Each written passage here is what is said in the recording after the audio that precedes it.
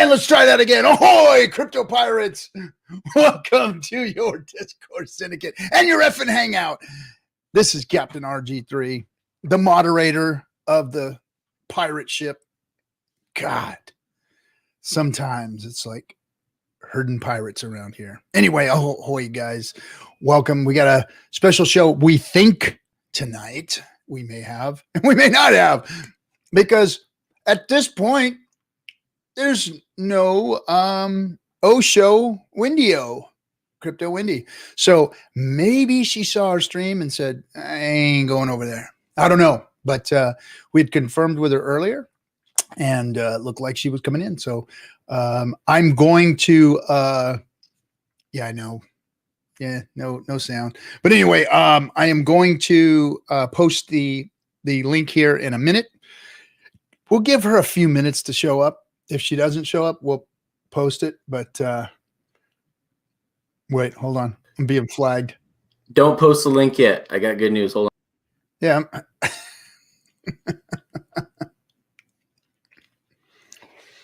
So anyway, guys, Knuckles is in the background working hard, trying to make things happen. But I'm just chilling, man. It's Friday. Freaking excited. Had a great day. Great day today. And, you know, Hex is still doing what Hex is doing. Crypto's doing what crypto's doing, but I'm excited. Life is getting better. The whole, demic thing is slowing down a little bit and people are starting to get back to it. Springtime. Oh shit, man. Springtime. Something about springtime in Cali, man. There is nothing like, I know all you guys give me shit about California, but you know what? You guys don't even know, man. You don't know what it's like to be sitting out here right now in 75, 80 degree weather, the sun shining. I was talking to Gimme Liberty today, and he was actually up at the slopes because it rained yesterday and snowed up in the mountains, and they were out there skiing in the sunshine all day at like 60 degrees with some fresh snow that just fell last night. So, oh man, there's something like that. So he's calling me from up in the mountains skiing. I could have actually gone down to the beach today, but I was busy at the Just Over Broke, hanging out and doing my thing. But anyway, awesome day today. Awesome day in Cali. Really happy for the springtime to be here. Something about it just energizes the shit out of me. And tomorrow there's some good fights on TV. So you know, watch that. Anyway, let me say hello to the chat room. Crypto King, as always, good to have you. Hex Family, I think that's Hexologist's tag, right? That's XXO's. Want to hit the likes if paid trustless interest today. Yep, that's Hexo. Anyway, Gypsy Lexi, welcome to the show. Ahoy. Hector Larison, what's happening, bro? COG in the house, as always, trolling the chat room. Motley the Investor, good to have you here, and all dry, buddy. Randy Hilarski, welcome, bro. We got another name in the house. Cutthroat and Crypto Bro. Pineapple Express, good to see you as always. Jimmy D. David Gonzalez, welcome. Hector Larson's in there still. Balaji, what's happening? I'm saying hello to everybody. You can jump in the middle of it. I do. What's up? Because I have someone that's joining us right now. Well, I understand, but that's not you. It wasn't you. I just wanted to announce it. I got someone you want to steal my thunder is what you're doing here. All right. So let's try and fix that again. No. So so guys, so our guest here has actually made it. So that's awesome. She must not have seen the show. So she's been ready to join us. And we have told her though that Hexicans don't bite. We are Twitter trolls. We are the dregs of crypto. We're the pirates. And you know, a lot of people just would rather just not have us around. I think that Hexicans are blocked more on Twitter than anybody in the whole Twitter space. But so here's the thing. So everybody knows it's Crypto Wendy's coming on, and of the Wendy O show, and she's trader. She's up on the YouTubes and the Twitters and the TikToks, throwing it down. And the cool thing about Wendy that I've really liked all the time I've been following her is that she's a homegirl. So she's an LA girl. I'm from here. You know, her and I have a lot in common because of where we come from. I lived in LA for a long time, worked in radio out there. So we'll have some cool stuff to talk about. But good to have her on. She's part of the crypto community. So I'm going to bring her up here and see if we can have a cool chat. Everybody, it is Wendy O. How you doing, Wendy? Uh-oh, we got you. You're no sound. Can you hear There me you now? go. We can hear you. Okay, cool. No, so I'm like in my pajamas, and thank you for Nice. having me. And the back of my green screen is a complete mess because this is my office, and my 4-year-old generally hangs out when I'm working in here streaming. So there's God knows what's back there. Hopefully, no food. No, you've got just one little gap on the side. We can't really see what's back there, but you've Okay. got it. Yeah, it's been a long day. I try to take Fridays off. I'll do my stream, and then I will try to take the rest of the week off or the weekend off, but it always gets like crypto stuff. But I didn't I think I told you in the email I was going to be drinking wine, but I decided to not drink wine.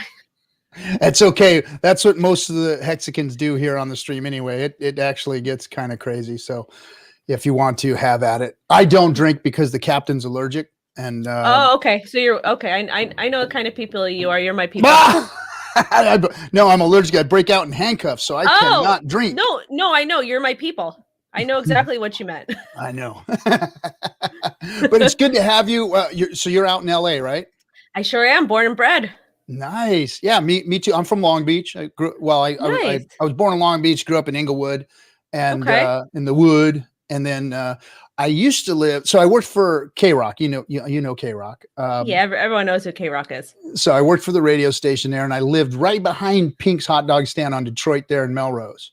Oh, did you? Yeah. So that was my apartment back there. So I'm one of those LA boys down. Oh, okay, you're 100% my people. I lived off of with my ex-boyfriend. We lived off of Cherokee and Fountain. Mm-hmm. I'm sure you probably know him. I'm not going to name drop his name because everybody knows who he is. And I don't. I would like to know though. I'm sure you've met him, or I'm sure you've been at the same place he has if you work for K-Rock, because he actually came down from Seattle, he was like a glam rock kid. He came down from Seattle like late 80s, early 90s. Yep. And I'm not going to say what band was in, but everybody knows who he is, and he's just a fun character. But yeah, we lived over there, and I worked in West Hollywood for 7 years, so I'm very familiar with that area. Oh, nice. Yeah. That was my hood. That's where I hung. That's where I ran. That's what I did. And we had a big group of us from K-Rock. Do you know who Kennedy is from Fox News? Yes, I've heard. I've never met, but I have heard of that person or seen them. Yeah, she was one of the group of us that was there. And then a guy by the name of Simply Jeff. He's a big DJ now. Well, old school DJ. They don't listen to the stuff we used to listen to anymore. But yeah, he was an old school spinner, and Kevin and Bean and Rodney on the Rock, who still lives out there, and we were all buddies and ran the streets of LA together. Who's that guy's? Maybe you know that gentleman. Maybe it is Rodney the Rock. I don't remember. But old guy, little short dude. Yeah, with the hair like this. Yep. That's he's Rodney. Super sweet. Yeah, he is awesome. He used to hang out at that Denny's down there over on Sunset. Yes. I know. He ate there every single day, and I think he still probably eats there. Yeah, no, because I actually, it's so funny you bring that place up. I worked for I'm not going to say what healthcare corporation it was because it'll totally dox me. But the headquarters is like across the street from there. And yeah, I think I've seen him there a couple of times, and my ex knew him. So I was introduced. Your ex, I know your ex now. I'm sure you do. If he was in the Rock. So literally like, so I've got a little history with K-Rock as being part of like the old regime. I was so I was Kevin and Bean's first morning show assistant producer. Okay. And so literally like I get up like 3 o'clock in the morning, cut out the newspapers and make a show prep for them and put it on their desk. And they did the show straight from that. And how were you able to do that with the partying? Did you just not sleep? Oh my God. Well, there are substances that you can do that'll keep you up for weeks at a time. But like, so I drove the van around, right? So and like literally, I just pull over on the side of the freeway and go to sleep. And my name was Crash at the time. They called me Crash, the van driver. And me and Big Dave were the van drivers. And I'd go to sleep on the side of the freeway, and then like people would be coming up, knocking on the windows and saying, "Hey, they're looking for you, man. They're on the radio looking for you." And I'm like, "Oh shit," you know. And but anyway, you know, did the first Lollapalooza, you know, did all of Oingo Boingo's shows, all the Dead Man's Party shows, did, you know, hung out with Sublime when they were, you know, they wanted on K-Rock so bad, you know, they were a local band trying to get on, and LBC baby, the LBC. And so all of those folks, and yeah, it was a good old time. It was a little much for me. I didn't how can I say, I didn't fare well in that whole thing. So I ended up, you know, having to straighten my act out. I didn't get to reap the rewards of being out there in Hollywood working in the big time. I partied it away. Most people didn't. Most of us did not. We were just there and we had a lot of fun, and, you know, stuff happens, and that's okay. Yeah, it is. No, it is. I wouldn't change a thing. I've been married for 20 years. I got a 4-year-old myself, and 2 other kids that are damn near grown. One's 19 and one's 16. And so I've got the life now. Now I've got the life. That's a life to live. You've got kids too? Yeah. So I've got the 4-year-old. She's vibing. And then he has 2 kids from a previous marriage that I've pretty much been there since for a long, long time. They don't call me mom, but they call you auntie. No, they call me by my real name, but because their mom's a little special. But they look to me as like a mom. Like when they introduce me to anybody, this is my stepmom or this is my mom, because there's a, you know. And then they call me on all my birthdays, on Valentine's Day, you know, because they don't live here, they live in another state. But I have them. I help co-parent, and then I had a cousin who came to live with me when she was like 17 and she couldn't graduate high school, so she came to live with me, and we got her to graduate high school, and it was a very good experience. Oh, nice. I've got a cousin coming over Sunday that's going to be onboarding into crypto for the first time. Awesome. Yeah. So of course, you know, when you and I both know we've been around the cycles for a while. People don't want to get in until it's like really expensive. It's like when it's cheap, they don't want in, but when it's expensive, please get me in. It's all in the mind. It's all in the mind. And I get it, because it's this new thing. It's a scary thing. Most people aren't really tech savvy. They get nervous. They're like, what is this? Am I going to lose all my money? And we have to also remember too, we have to take a step outside of ourselves, and we have to remember that investing or personal finance isn't taught in school. So people just think their money should go to, you know, mortgage, rent, food, gas. And a lot of people don't even have budgets. Heck, a lot of people, I want to say half of Americans don't even have $500 in their savings account. So we just have to be patient with them and just let them know it's okay to invest, you know, obviously to their discretion and what works for them. But we have to be patient too. We have to remember we weren't raised, the financial system that we are introduced to doesn't talk to us about investing. Before I got into crypto, all I knew about investing was, oh, I've got a 401k. I'm going to max, like my mom was super good at personal finance. But she didn't talk to us about like extra investing stuff. But she's like, oh, with your 401k, you want to match, you want to have your employer pay as much as you can. So stuff like that. But I didn't really understand like other types of investments until I got into crypto. So, okay. So explain this to me then, because I'm old. I'm 53 years old. So I've already run my life. I've run my career. I'm at the highlight of it and all that stuff. I've got homes and I've got retirement plans and 401ks and all that kind of stuff. And, you know, I saw crypto as an investment, but as a very, very risky investment because of the highs and lows I saw over the years. And so to even tell people that it's a viable investment, without letting them know that, hey, this is like as risky as it gets. There's nothing more risky than getting into crypto, and you should be very discreet about how you divide up your finances into it. Do you feel the same way?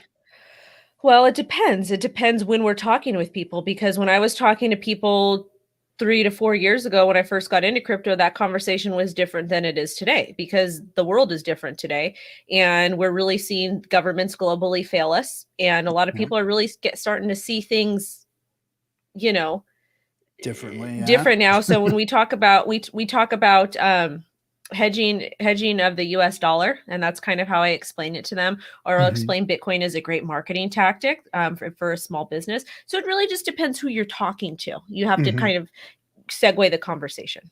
Yeah, no, I mean, yeah, everybody has a different time horizon, and I guess risk evaluation to do too, because like somebody who's a lot younger can take a lot higher risks than, like, say, somebody like if I'm onboarding somebody who's never been in crypto. I mean, I've been a worker guy for all my life. Since I left Hollywood, I became a millwright by trade, so I move heavy equipment and whatnot my whole life. And so guys that are in my shoes are like worker guys that are, Mhm. at the age of getting ready for the next 10 years till they're going to retire. And they don't have a lot of time horizon left. And they've got to be careful about their risks too, because, Well, that's easy. That makes it even easier, because my husband's an electrical contractor, so he's got Mhm. he's got guys, and they're like, oh my god, can you ask your wife, because I guess they've seen me around. But that's easy, because all you tell them is, hey, how many times do you eat out a week? Because a lot of these guys in constructions and the trades, no, that they're You're that they're right. eating out. They're going to Cigarettes. cigarettes, going to the 7-Eleven, buying 2 to 3 Red Bulls at I'll say 1 to 3 Red Yeah. Bulls a day. So Yep. what I tell people on my TikTok, because TikTok is one of my favorite platforms now, it's amazing. What I tell people is, okay, well, you're buying Red Bulls, you're buying cigarettes, you're going to 7-Eleven, you're doing all these things. Maybe instead of spending $20 a day at Starbucks, cut that day out, take that $20 dollar cost average into Bitcoin or whatever it is you're interested in doing once a week, and see what happens. I like that. I like that strategy. I Because do. that is disposable income, and you're already spending it anyways. Yep. But instead of putting it into something that's going to end up killing you, because all that stuff's not healthy. Yep. I mean, people are buying $5 coffee, $6 coffees now, right, Winnie? I mean, right? I don't. I don't. These are my cups from Costco, and I actually love them. I want to go buy more, and they change colors. I grow very poor, and I'm very financially conservative. So the only time I'll really go to Starbucks is if somebody gives me a gift card for the holidays. I'm not a big, like, I do go out to eat like once a week, and I have been really bad lately because I've been doing lots of DoorDash because I've been working like 16-hour days, but I'm making enough money to where I can cover it. So and DoorDash too, guys. If you make your own sandwiches and don't go to DoorDash, you can save another extra $6. Yeah, normally I don't go to DoorDash. Normally I go to the actual small business because I want to support them. But it's just been so hectic, and I've got my 4-year-old with me, and sometimes, like, just to get her and me out of the house, like, I have to brush her hair, and like the brushing of the hair every morning it's a fight. It is the battle of the century every day. So it's like, do I want to brush her hair? do I want to do DoorDash? No, I know we're lucky and blessed that we have my wife is able to stay home with our kids, and I've been able to support her that way, and she's been able to support our family that way by staying home and not having to work. So, but I know that struggle is real because I had a daughter and now I have a 4-year-old, and the whole morning is just, pandemonium trying to get everybody out the door and all that stuff. Hey, do they still, you said DoorDash, do they still have, and I think it's called Pink Dot out there in LA? Oh my God. I'm so mad because nobody knows who Pink Dot is. Like, it's very, it's so probably one of the most upsetting things on crypto Twitter is these people don't know what Pink Dot is. Pink Dot, no matter where you were, what time it was, you call them, you tell them what you need, and they deliver it to you. And that was years ago. We were doing that. We were doing that 20 years ago. Pink Dot was around before DoorDash and all that stuff. Oh my God. It is. Everybody knew. And like the guys, you would call them and like, oh, they would recognize your voice. But literally there was this club that I was hanging out at, and the girls would call and they would be like, oh, I want ice cream. I want cereal. I want this. I want that. They want all these things, and they come, they bring it. And that's it. Yep. And you can get anything that you wanted at any time of the day and night. And it was just awesome. Yes. It was like the partier's dream. You pick up the phone, you call Pink Dot, and they were bringing what you needed. Yeah. Is it still open? I haven't. I don't know. That's what I was asking. If it's still going. I'm gonna Google. You know what? I have to Google it because I just love Pink Dot so much. What the heck? And you never hear anybody talking about it, like outside of LA, because they don't know, because they're still there. They're celebrating 30 years. Yeah, baby. They're still there. Oh yeah, and Hollywood Hills. Well, because nobody. This is the thing. Unless you hung out over there, you're not going to know what it is. And I just don't think people know like how cool, like there's little cool things of Hollywood, like hidden secrets, hidden gems that people don't know about. Like the Rainbow Room. I love the Rainbow Room. Anytime I'm out there, or like I have family coming, I'm like, we're going to the Rainbow. And they're like, what is this? I was like, you have to go. You have to eat the pizza. You have to get the chicken soup. Because what happens is you go. Did you ever drink the Red Deaths there? Mm-hmm. Yeah. How about the Formosa Cafe? Have you ever been there?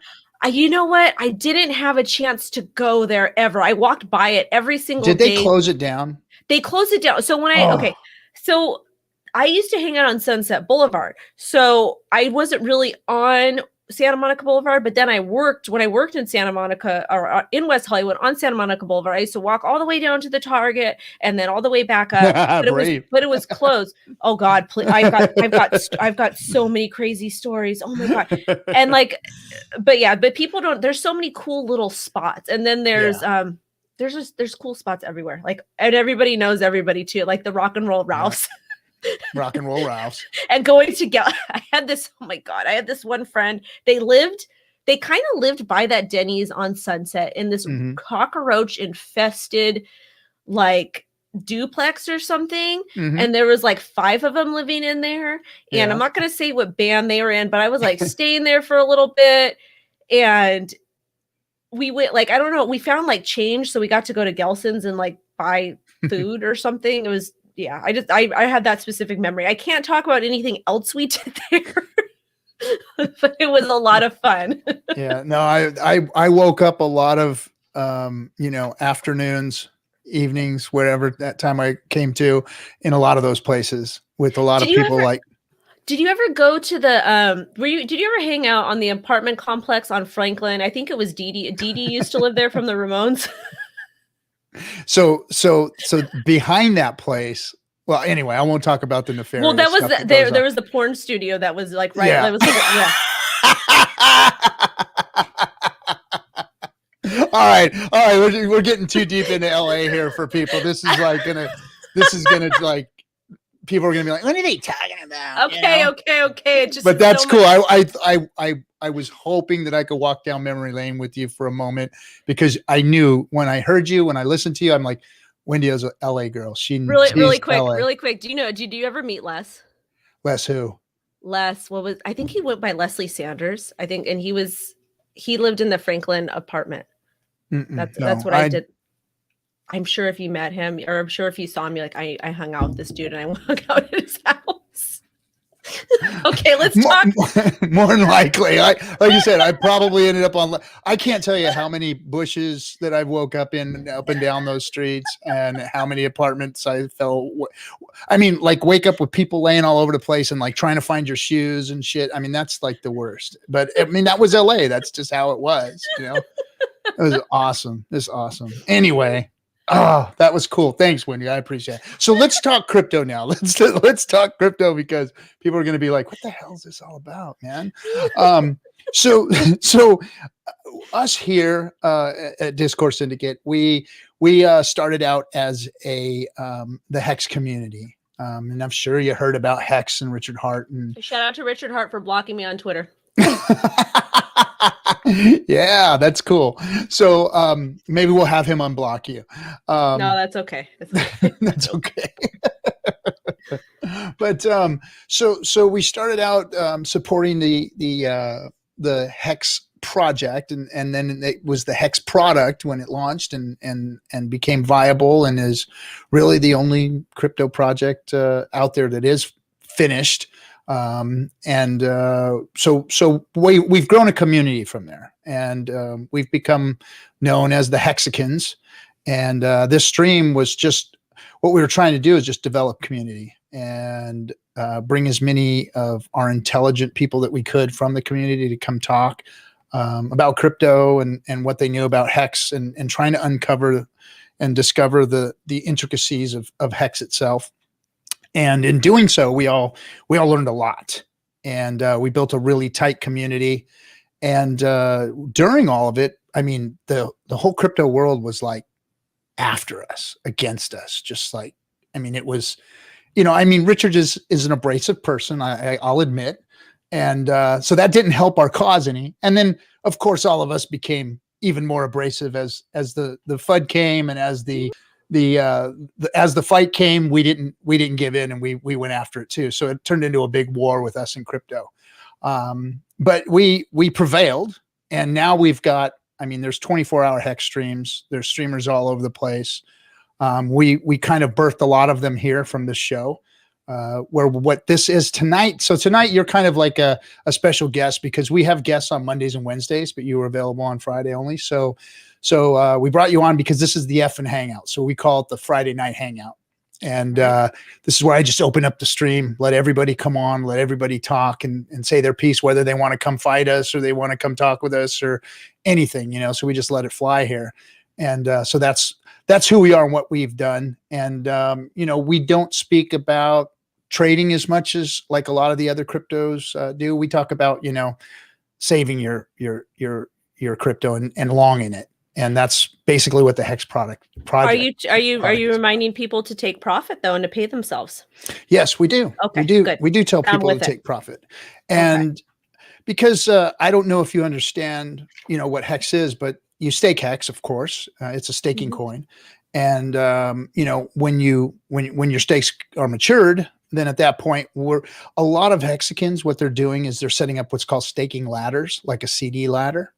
And so think of it as perpetual income. And what they do is they stake it out. They're making almost 40% APY right now. Nice. So what they're doing is they're taking their stakes out, they're realizing the interest, and then they're restaking their principal out longer. So they're rolling their stakes and folding them over and realizing their interest gains. And that's what a lot of Hexicans are doing today. And, and a lot of us are staked out 15 years. Because you can stake all the way up to 15 years. We call it the Cuatro Cinco, which is 5,555 days. But I don't know how much you know about Hex. I mean, have you heard about it? Have you?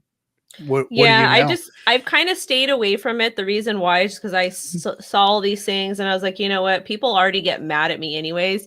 So I'm just like, I just don't want to deal with the drama and whatnot. People ask me all over TikTok, and I'm just like, I don't know. So I don't know. And I'm more of a trader. I'm more of a trader. I'm more of like a swing trader. And like taking profit is something that's very important to me. Like I'm living off my crypto. Like this is my job. So I have to pull profit out, like all that type of stuff. So you spend all day in front of your computer watching charts, looking at different cryptos and finding the right spots and getting in and getting out during the day? Depends. Or do you have positions like lined up all week? I've got more of my positions are like lined up, but I also have got the YouTube channel. I've got the 4-year-old. I've got the marketing consultancy that's going crazy right now. I'm so busy with that. I've got the sponsored content I do. I've got TikTok. I'm doing like 6 to 8 videos a day there. Nice. And then I've got my trades and my investments, and then I'm getting 10 to 20 emails per day from people like from TikTok asking for help with stuff. So you're full-time crypto. That's all. I'm full-time crypto. Like, I don't have to work, but I like money, so I am. So do you like it though? Do you really, really love what you're doing? I do, because I'm in control, because I get to do what I want to do. I don't have anybody telling me what I need to do. Like the content I make, it's me. Like nobody tells me what I need to do. So at this point, with all of the sponsorship and all those things that you have, do these people have control over what it is that you're doing? Or no?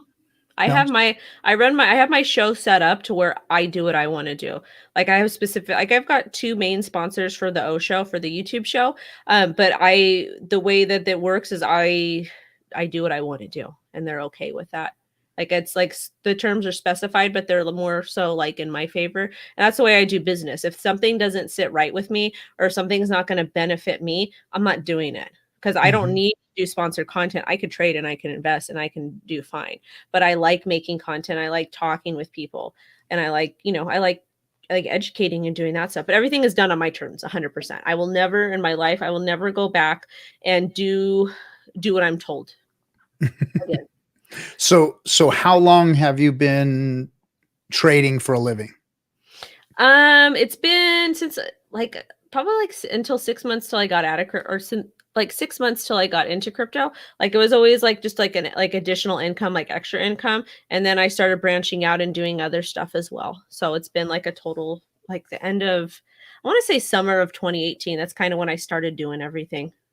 So summer of 2018 is when you started trading, swing trading. Well, I was trading before that, but that's when things like really took off, because then I started doing the events. And once I started doing the events, that's when I started getting more opportunities. Companies wanted me to consult. They wanted me to do all these other things. I'm like, I need to start a business and have people freaking pay me for my time. I charge people per hour. If they want me to consult or they want me to do something, like they have to pay me because I don't have time. Like, it's not that I don't have time, but I'm not going to work for free, Mm-hmm. So you have, do you just have content that you put out there, or do you actually take like consulting and sit people down and show them how to trade, like courses or whatever? Oh, I don't do that type. I do like marketing and business development consulting. I don't do like, I'm going to teach you how to trade. I don't do that. I could start a paid group if I want. I'm just not interested in it. I enjoy helping companies build. And I also I did customer service for a long time, and there's a massive lack of customer service in crypto. So I'm like, you can say that again. So I'm trying to help companies with that too. And it's bananas. It's absolutely crazy. I've actually never had a good customer I'm trying to think. I've had very few positive customer service experiences from exchanges, and unless I tell them who I am, they ignore me, which I'm like, this is absolutely insane, because what happens if I was just like a person with no following? You're just going to ignore them. So you're getting by in your name now. Is that what you're telling me? I guess, for people to freaking respond to me, like exchanges, I'm like, dude, this sucks. And then I'll write back to their PR person who did the intro. I'm like, hey, this was my experience. This isn't cool. You guys need to fix this. I've done that the last 3 months. I did that like 3 times. I'm not going to say that the exchanges were, but I let them know. I was like, this isn't good. This is bad. So, okay. Wow. So you are like really new to crypto then. I mean, 2018, you've been in crypto for basically the bear market. Yeah. You missed the last cycle. I've been around crypto since before Bitcoin came out, because I was in the gaming industry way back, and they were trying to put cryptography into video games at that time. So it was right before Bitcoin was developed. It was in the IIRC channels, which is just all chat stuff like text chat. My aunt was actually talking to me about all that stuff, because she's 70 already. So she was around all that. She was around like all that stuff, because she was around all that stuff for like. No, I know you. It just felt like you were calling me 70, so I was like, no, you told me how old you were. You says you're early 50s. Yeah, 50s. Yeah. No, my aunt was a musician. So she was around all that cool stuff. I used to actually go to coffee houses with her when she would perform. When I was like a kid, I probably shouldn't have been hanging out there. Well, coffee shops aren't that bad. No, they would. The LA coffee shops, everybody's out no. there. Well, it wasn't in LA. It was like closer to where we lived. But yeah, I grew up around musicians, and it's probably my mother. Well, my mom she's a funny lady. But anyways. So okay, so you're relatively new to crypto. Yes. And my stepson has been in since 2011, though. 2011, 2012. Okay. Is he the one that got you involved in crypto, or? No. So his story is crazy. What's your story? How did you get involved in crypto? Well, I first heard about Bitcoin in 2011, 2012. He's living with us. He's like, could I borrow your credit card to buy Bitcoin? I was like, because he was like doing stuff on the computer. He's a gamer and doing other stuff. I knew what he was doing, but with teenagers, you can't press too much.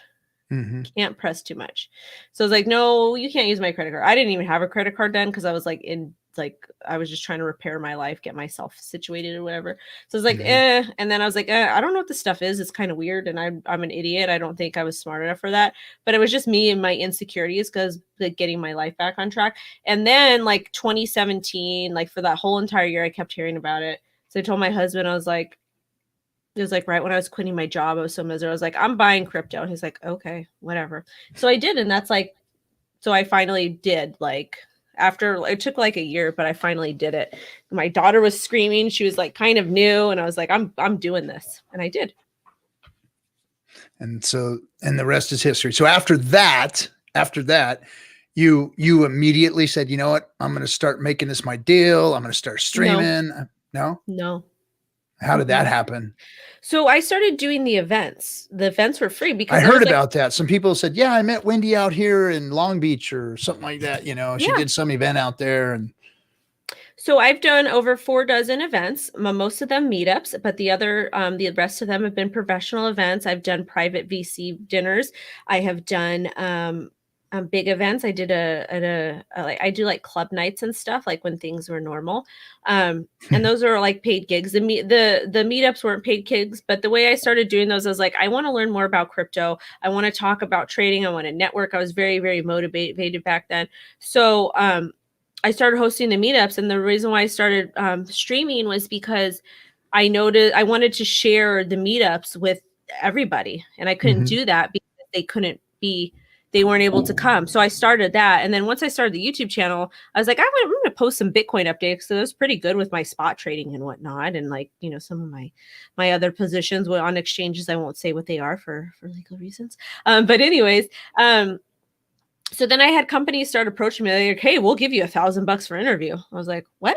I was like, I can make money doing this. They're like, yeah. I was like, okay, cool. So then it kind of took off from there. I was like, okay, I'll take this more seriously. And then I just kept getting more work, and you know, then I was like really excited about doing the news and doing all that stuff. I was like, I like doing the news and doing the daily videos actually really helped me a lot because I'm very socially awkward in real life. Really? Yeah. So I'm very socially awkward, and I'm like very insecure and just my stupid stuff. But actually being on camera, like having to like regurgitate information that I just read and processed, it kind of helped me with other stuff and like with confidence and all that stuff. So I'm thankful for the YouTube channel, but I enjoy doing it because that's how I'm able to stay up to date on like everything that's going on is by doing this streaming stuff. Plus I make money doing it. And now my stuff is big enough to where like I get the monetization, and then I've got the sponsors, and then I do some sponsored content, but then like I can showcase my trades. I could do all kinds of cool stuff, and it makes me happy to resonate with different people. Yeah. Well, you're definitely a recognized face out there, and we're glad to have you on. And I don't have a bone to pick with you, but I want to bring something to your attention. Okay. So I've listened to a couple of your streams and kind of digging to see if you were talking about any of the cryptos that are in the DeFi space, and you have been, of course.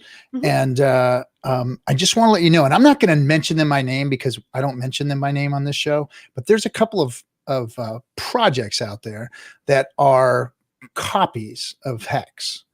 And you've actually reviewed them on your show versus saying anything about Hex. So I just wanted to bring it to your attention that you've done that. And we'd love to one day maybe hear you give a review about Hex and, you know, give us your opinion on it, because you have given your opinion on some of the copycats. Was it a project review or was it an interview? Project review. You did a project review. What? Type it in the chat. Hold on. Okay. I don't want to say it because let's see. Oh, that wasn't a project review. That was an interview. Well, the one I saw was just a kind of a project review. You were just giving a little. Oh, was it in the middle of a show? Yeah, I think so. Well, tell Richard Hart if he comes on my show, I will give him the same respect that I gave the other people, and I will interview him. I'll put him on the show. Okay, I'll ask him if he's down with that. He's blocked you, so I don't know. we talked to If him a he little wants to bit. come on the show, I will give him a 10-minute spotlight interview and he can talk to me. And the way the 10-minute spotlight interviews work is he's got 10 minutes to come on and answer my questions. And then after the 10 minutes, I stop you and you don't win a prize. Well, so that's going to be very hard for Richard, because we do like literally 3-4 hour streams every time we stream. But Richard, to be fair, I've charted Hex on my show too. To be fair, I gave the other person 10 minutes, so I'm going to give him 10 minutes. okay. Well, we'll see what he says. We'll see what he says. Okay, we'll see. But I just want to let you know that yes, you have done reviews elsewhere, but you did. I guess you did chart. I don't know how many times you may have talked about him or whatever, but maybe give Hex its fair shake. Because, well, somebody request. This is the thing on the Sunday night streams. If you request something, I will chart it. I don't care what it is. I do it for the community. No one pays me to do charts. I'll never take money for charts. All right, Hexicans, you hear that? Get on there on Sundays and but if you come on the stream at 6 p.m. PST and you ask for Hex, I'm going to joke with you. I'm going to poke fun at you, but I'll chart it. And if you tip me, I will for sure chart it. They're used to being poked at and made fun of. Yep, that's what we do around here. So. Right on. Well, what I'm going to do now is I'm going to open up the stream. Thanks for coming on and thanks for hanging out with us. I don't know if you have a little more time, but we've got some people here that want to talk to you. Sure, I'll stay. I will stay till 8 o'clock. Okay, cool. And then I'll bring them on, and then I'm going to throw the link up because Friday nights is we do call it the Friday Night Hangout, so everybody's going to come in. And so I have one person here is we call them the Cutthroats. All the Hexicans that are part of Discourse Syndicate. This is Kinetics. He's my partner in crime, and I'm the one harassing you via email. So that's me. Okay, good. So that's Kinetics, and of course you know this lady. This is Nerd Girl. I do know her. We've been on were we on a stream before? No, we didn't do a stream. We did a meeting with someone who was doing some NFT cards. Okay, because I thought it was going to be a stream when we did it, but it wasn't a stream. It was a call. Yeah, it was a call. I remember. I think I thought it was a stream too, and we were both all ready, and we were like, "Wait, what?" Yeah. So before the FN Hangout starts, I kind of wanted to. You guys wanted to bring me in early to promote the new show that that starts tomorrow called Building Bridges. That's about like outreach to various communities and kind of repairing relationships that may have been damaged from, the effects of, I call it tribalism. Some people are bored with that word, but some of the damaging things that have happened in crypto over the last few years of bear market. So that's going to be tomorrow morning at 9 Pacific Standard Time. And Crypty Girl is my first guest. Is she from DGB? Mm-hmm. Yep. Okay. Yep. Yeah, she's a DGB. She's a Celsius ambassador. She has a Quattro Cinco stake. So yeah, I think that will be fun, and I'm looking forward to seeing how that all develops. Would love to have you on sometime. I also really just wanted to talk to you because I haven't really had a chance to talk to you yet. Have you looked into layer 2 dexes at all?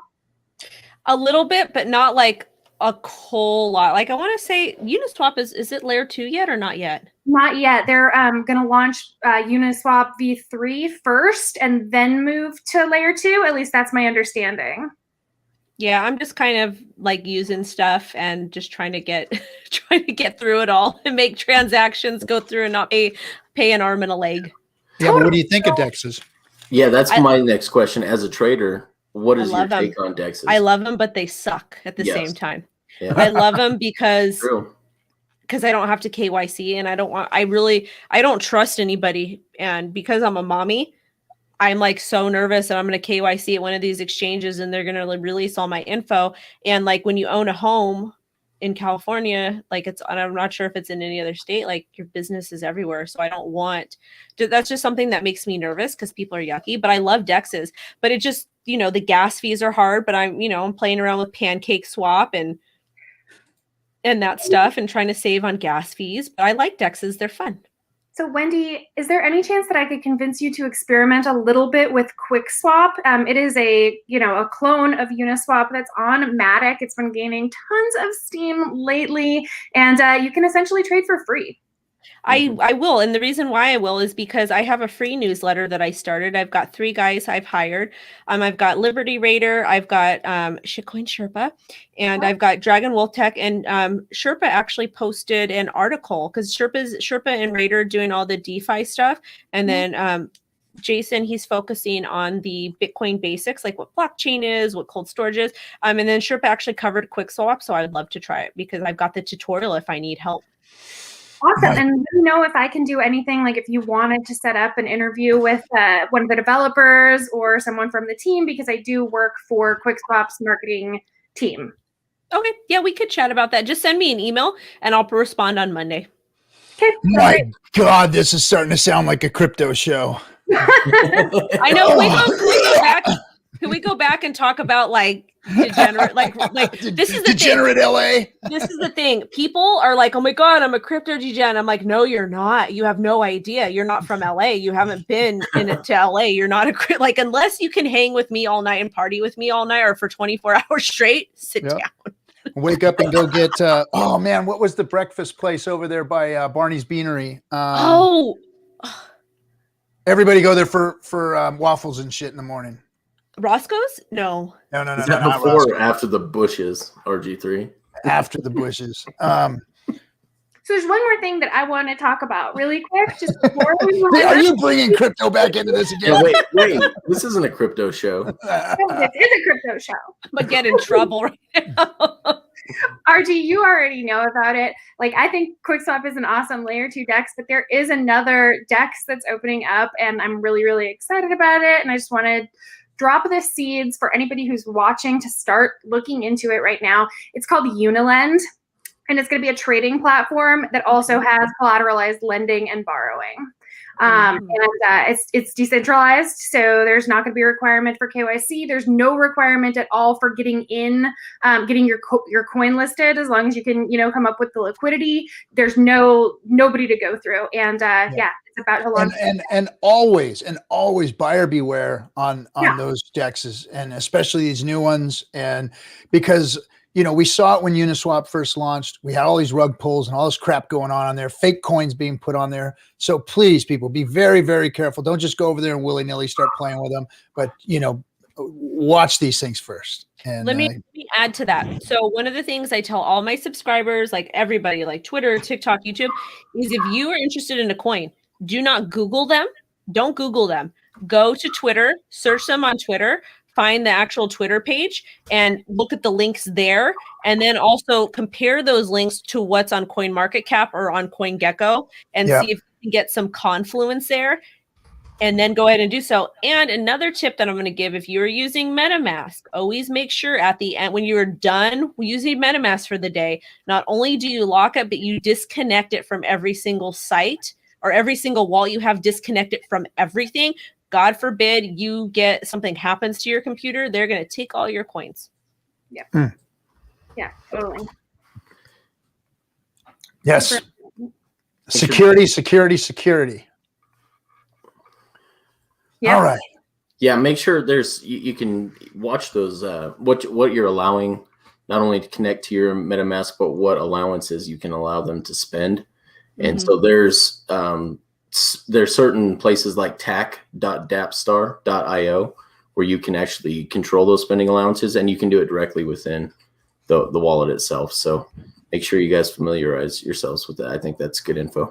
Yeah, and if you don't feel comfortable with connecting to a DEX, then don't do it. Read and watch videos, watch tutorials, and then do it. And then start out with just a little bit of money there, because you don't want to put, let's say you have 10 Ethereum and you put that's all your life savings, and you move your 10 Ethereum over to MetaMask and something happens, then that's it. So just be careful.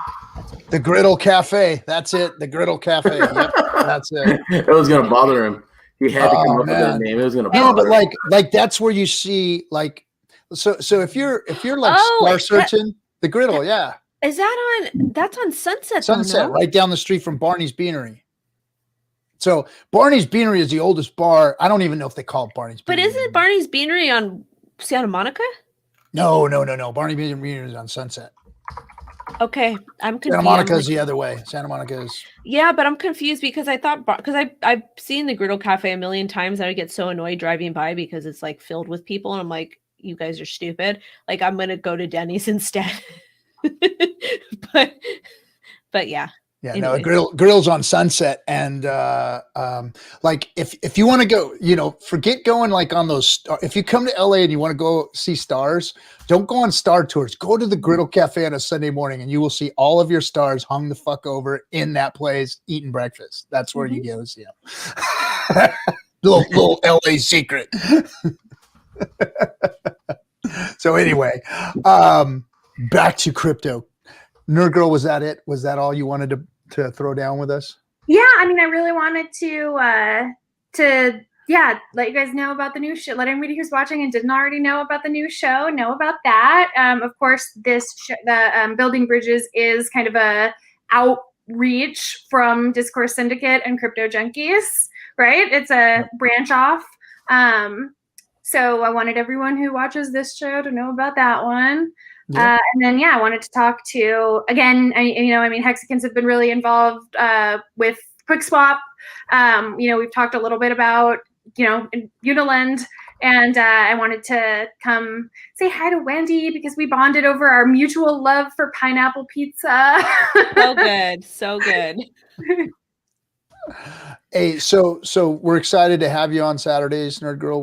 We appreciate you, and we're looking forward to that. So that's going to be cool. And just to let everybody know, Hexicans made Uniswap what it is. We had the most trading volume on Uniswap. We were the first ones on it, really promoting it and making it move. All during our launch, we were using Uniswap, and it pumped. We pumped it, and now Hexicans are actually over there on layer 2. With QuickSwap helping it pump. So, yep, and it's been incredibly helpful to have you guys really just like, helping with the community stuff. And then, also, it's been great to have you guys helping out. And I'm glad that I've got a little Hexican army following. We are pretty loyal to other. We are loyal. There's no doubt about it. Yes, for sure. And Wendy, I know that you said that you kind of stayed away from Hex. I was trying to at first too, but they just kept like, hey, you guys. And I'm like, eventually I started realizing how cool time deposits are. And then I was like, oh yeah, this is cool. Yeah. We just kept harassing her, but not in a creepy way, or at least I don't think it was creepy. I mean, the thing that. They've never been too terrible about like making me be all Hex, because I said from the beginning, I'm not going to do that. I think that there's tons of cool applications for cryptocurrencies and lots of interesting projects being built out here. But some people have gotten upset that I talk about other things, but and that's okay, because you're going to have tribalism everywhere. We've got a couple of guys here that you say anything else other than Hex, and they're going to jump all over you. I'll admit it and be honest. I've run the gamut on crypto. I've traded. I've been wrecked. I've been in ICOs. I've been all the scams. I've seen everything. There's nothing new under the sun. The cycles keep going. We just get a new scam with a new face on it every single year, every couple of years when we have a bear run in a bull market, and it's same things over and over, nothing new. But when I found Hex, I was like, oh, wait a second. This is what crypto was supposed to be. Because it was all, in the beginning, it was this libertarian, fuck the banks, let's go do this, and, blah, blah, blah, blah, blah. And then all of a sudden it turned into this speculation trading incestuous circus show that crypto is today. And it was disheartening to have gotten involved with everybody and listen to everybody talk. And during the ICO days, there was all this wonderful white paper about what this crypto was going to do and what that crypto was going to do. And some of them to this day, and even some of the big names to this day, are still sitting there going, we're going to still do this. We're still going to do this. It's been fucking 7 years, guys. Come on, I'm not going to name any names, but I like money, so I'll invest in this shit. and you're right to do so, because it is a quick appreciating asset. It's a money-making asset. And if you understand and know the cycles and know how to trade it and know how to make money off it, great, more power to you. But when Hex came out, it was finally the purest form of crypto that I'd ever seen. And like I said, Wendy, I've been around for a long time. I've been watching this shit for a long time. And I've been in some dark alleys of crypto for a long time. And crypto. this is the first breath of fresh air I've ever seen. I'm like, wait a minute, an immutable contract. It's been audited 3 times. And people who don't know Richard because I know Richard, and I've spent a lot of time listening to him, and I've spent a lot of time watching what he does and says. And we aren't Richard freaking simps. We're not, that kind of thing. We understand where he's coming from and how smart he is and what he built. We watched him build it for a couple of years, and we watched him hold it back until it was right. And then he launched it when it was right. And guess what? We have had 0 downtime. We've had no hiccups. We've had no bugs. That doesn't happen in crypto. It just doesn't. You don't see it. And the interest that we're making, 40 APY, 38, 40 APY. That's insane. My bags are not doing anything. I mean, no, and that's without price appreciation. That's not price appreciation. Yeah. This is crypto being built on top of crypto in a contract immutably and no hiccups. And I've got stakes sitting out there 15 years that are just doing amazing returns. And that has nothing to do with the price of that crypto. It has nothing to do with price of Hex. And if you look at Hex's chart, I'm sure you've charted it and you've looked at it. It's fucking amazing. It's a great looking chart. I have a question though about the 15-year stake. Can you pull any out? Or it has to be locked up for 15 years? Not for 15 years. There's a new way it's possible going forward, but that's we're not going to discuss that until the audit's complete on it. Yeah, they're working on stuff like that. But here's the thing, Wendy. So you choose your time horizon. So if you want to go a year, you want to go 5 years, you want to go 10 years, it's up to you. But it's you. You can do a 1-day stake too. You can do a 1-day stake. You can do a 1-week stake, a 2-week stake, what it would be. And so once you've made that stake, it's up to you to honor the contract. Nobody else does it. Nobody holds your keys. You have control of your keys. You control the contract, nobody else. And the beautiful thing is if you do have to pull out early, if you've staked over 90 days and you make half of your stake's term, you can get your principal back. So if you stake for a year, you go 6 months, you can get your principal back. But all of those penalties that you're going to get, so all the interest that you gained is going to go back to the stakers. So that's the other thing. Not only do we make interest gains, but we make gains on people's penalties. So when somebody emergency end stakes and gets out early, we get all the penalties. So that goes to the staker class. It's very cool. Wendy, I'll send you a link. I rewrote the layperson's guide to the Hex smart contract. Smart girl. Yeah. Yeah. So I'll send you more for us plebs that don't read code. So before Wendy has to leave, I'm going to bring on some of the community because we have some of the community here. I was just going to say that. I was with my daughter. It was good to talk to you guys. Good to talk to you too. Bye. So Crypto King, who is like basically he's the Dana White of Hex. He's out there, scraping the streams and trying to get guests on, and we've been getting a lot of guests. And this is Kareem. Kareem is our motivator, our inspiration. He's out there. He's on like everybody's stream all the time, and he just never shuts up. There you go. And Wendy, I'm here to help you out. Lucky you, because in 10 minutes I can answer your question. You're so lucky. Yeah, chilling. But if you have a question, which is good, I mean, that's what we like to do. We like to educate. And one of my favorite things I always say on stream is like, we're not nice people, but we're kind people, right? You treat us right, we treat you right. You have questions, we have answers. People sometimes come, they're trying to FUD, and then they realize their own flawed and their faulty thinking. But then they turn into believer, and then they do their own stake. So it's really just freeing people sometimes out of their own, preconceived notion, which is why I appreciate the work that the RG and Kinetics has been done since the beginning, like you said, because my first stream was actually on Discourse Syndicate, right? He's like, hey, you seem like you have some good info. Come here and help us out, this and that, educate the community. And then from there, right? Because that's what we want. We're looking to seek the truth. We're not just like followers, we have a lot of smart devs in the community, people who read the contract like line by line, like, you know what I'm saying? And then being here for a while, testing it. Like I've done small stakes in the beginning just to see how it works, right? Stake, unstake. So being skeptical is actually what I like in the beginning, because that shows that, you apply critical thinking, just like jumping in. But we just want to make sure people are not like disingenuous, you know what I'm saying? Like not really making like asking questions, but just making assumptions. So whenever you have time, just let me know. Even 10 minutes, I can answer your question. Just at least get you the information So whether we tell people whether you get in or not, that's up to you. But at least you get the truth. So that's what we want. Okay, so what I'm open to, I want Richard. If Richard says no, then I can offer the Hex community a 10-minute spotlight. I can do, I think maybe 1 to 3 people would be good, because if we have more than that, it's going to get hectic. And I gave, since I'm very fair, so I gave that other company 10 minutes. So I will give you guys 10 minutes, or Richard 10 minutes.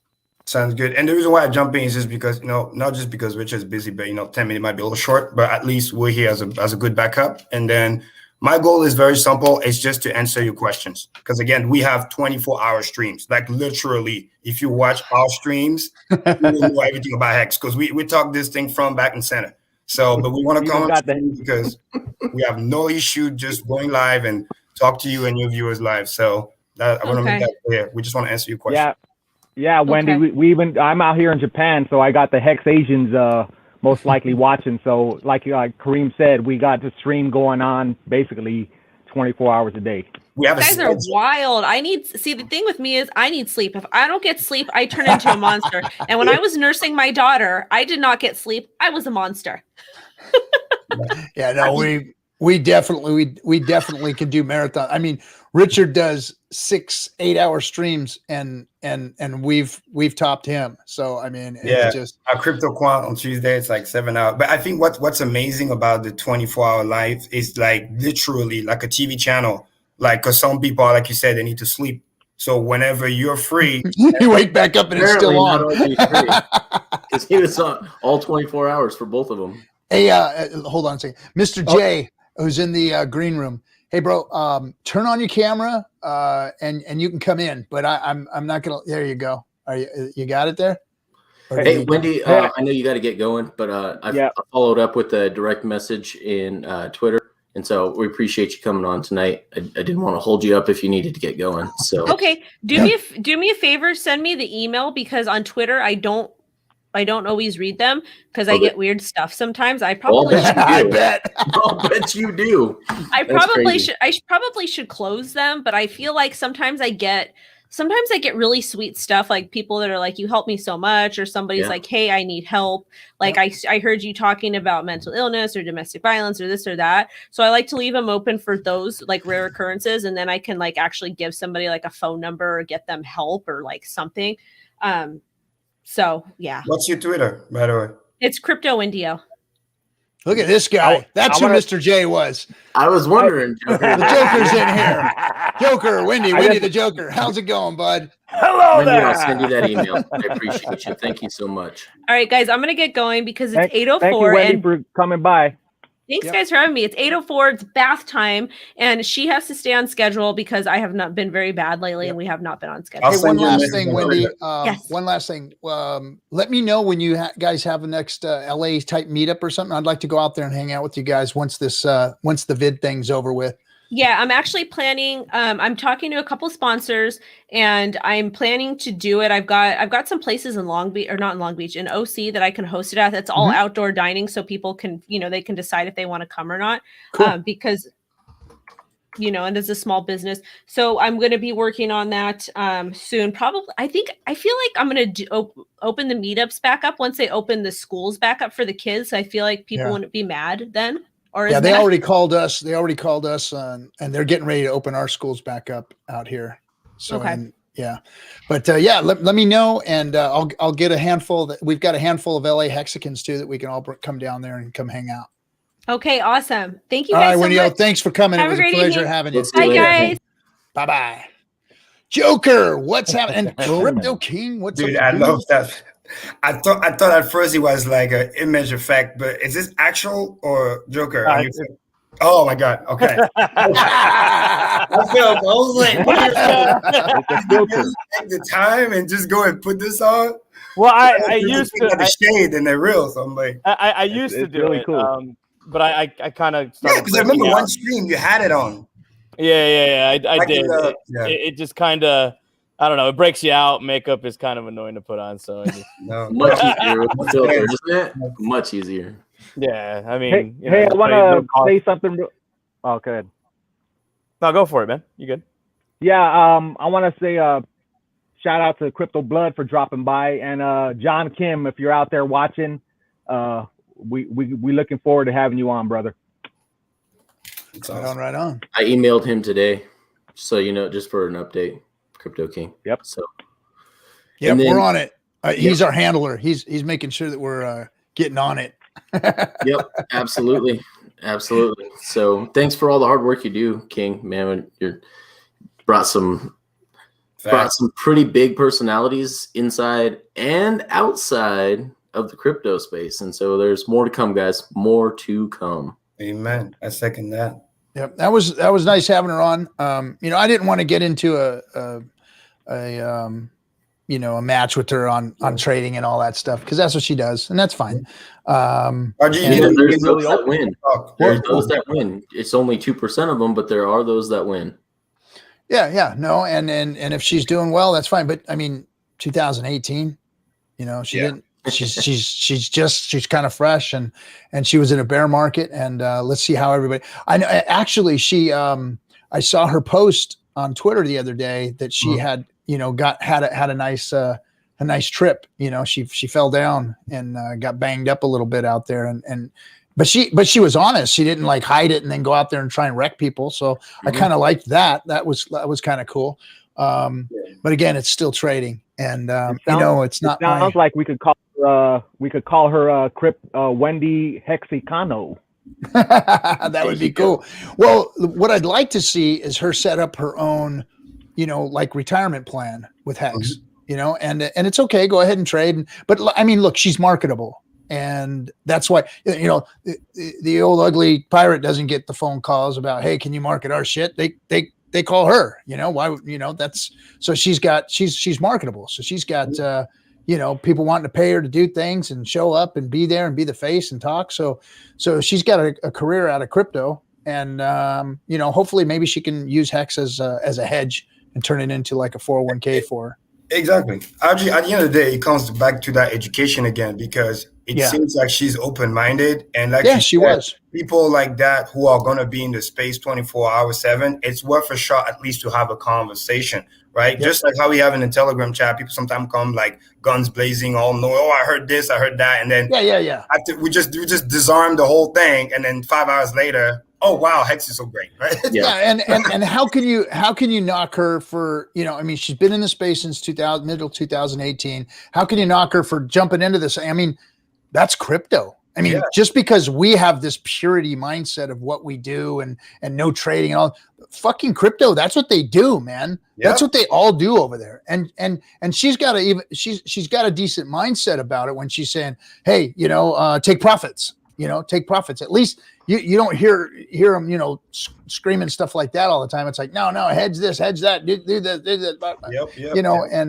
and I mean, it's and it's tough. RG is tough when you get exposed to that negativity on a day-to-day basis, and you see the shit that's going on, and the more important is the backstabbing, the shadow deals, the influencer that just literally leads you to getting slayed. I mean, it's crazy. So it's amazing that she still remains somewhat open-minded, positive, because most people day to day for like after 6 months, dude, they completely. Well, let's see how everybody does after this next big giant freaking crash dip that'll happen. Yeah. What is it? It's coming. It's coming, crypto. It's coming. Hold on to your drawers. It's coming. There's no doubt about it. Did you see my tweet storm at 4 a.m.? Days, right? Is it? No, definitely didn't. No, yeah, man. It comes in cycles, comes in waves. It will rise and it will crash. So it will ebb and flow just like the tides. So I want all the Hexicans out there to reach out to her. Just say, hey, thanks for coming on Discourse Syndicate. Show her some love in her chat on the next couple shows that she does. If nothing else, at least hit her up on Twitter, saying thanks for coming on Discourse Syndicate, giving it a fair shake. Thanks for being willing to listen. You can just put a post and tag her in it. That's fine. But I appreciate you guys doing that. Yep. I'll reach out to her. But RG, what's so important? We have a big day, right? We have a big day coming up, don't we? Let's see what's the 14th. Yes, sir. Yeah, there's a couple weeks still. We got a couple weeks still. It's a couple weeks, bro. It's a week, man. On Sunday, it's a week. On Sunday, it's a week. It's 9 days. No, it's not. This day is over, son. So, I asked. We still got another 3 hours it's here. the 6th over here in Japan, so hey. yeah, exactly. And me, I'm at 11 over here, so 50 more minutes, RG. Yeah, 15 more minutes where Kareem's at. Yeah. And that wallet could essentially just sit on it, right? He could just be like, you know what, I'll take a couple more days. Oh, dude, People don't realize. Don't worry, guys. I'll restake it. Don't worry. It's fine. Yeah, right. I love it. That wallet ain't doing nothing. It's funny if you think about it. I dare you, wallet. I dare you to do something. I dare you. I'm literally ready to I dare you to sell. I dare you to sell it all. What if that wallet just starts trolling and sells 1 hex at a time? The fee's gonna be funny. Nah, but in all seriousness, he's gonna restate. With a wallet like that, he wouldn't care. Yeah, exactly. That guy's not worried about fees at all. Right? Yeah, no, fees are nothing. They could just troll us with selling 1 hex at a time just for the hell of it. And if you really sell, chances are he can just do like a little wallet transfer and then just do OTC. I mean, to me, it's just common sense. That kind of amount of money, anyways, with the low liquidity, it makes no sense. It won't hit market. It'll probably get an OTC trade or something like that. I mean, that's what I would do. You know what I mean?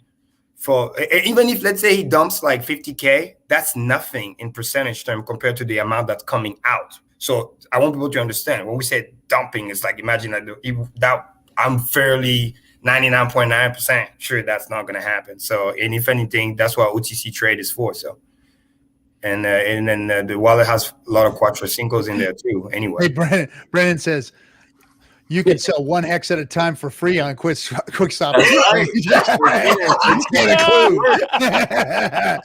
And they give you enough to trade $1 billion. Oh my God! Yeah. Oh yeah.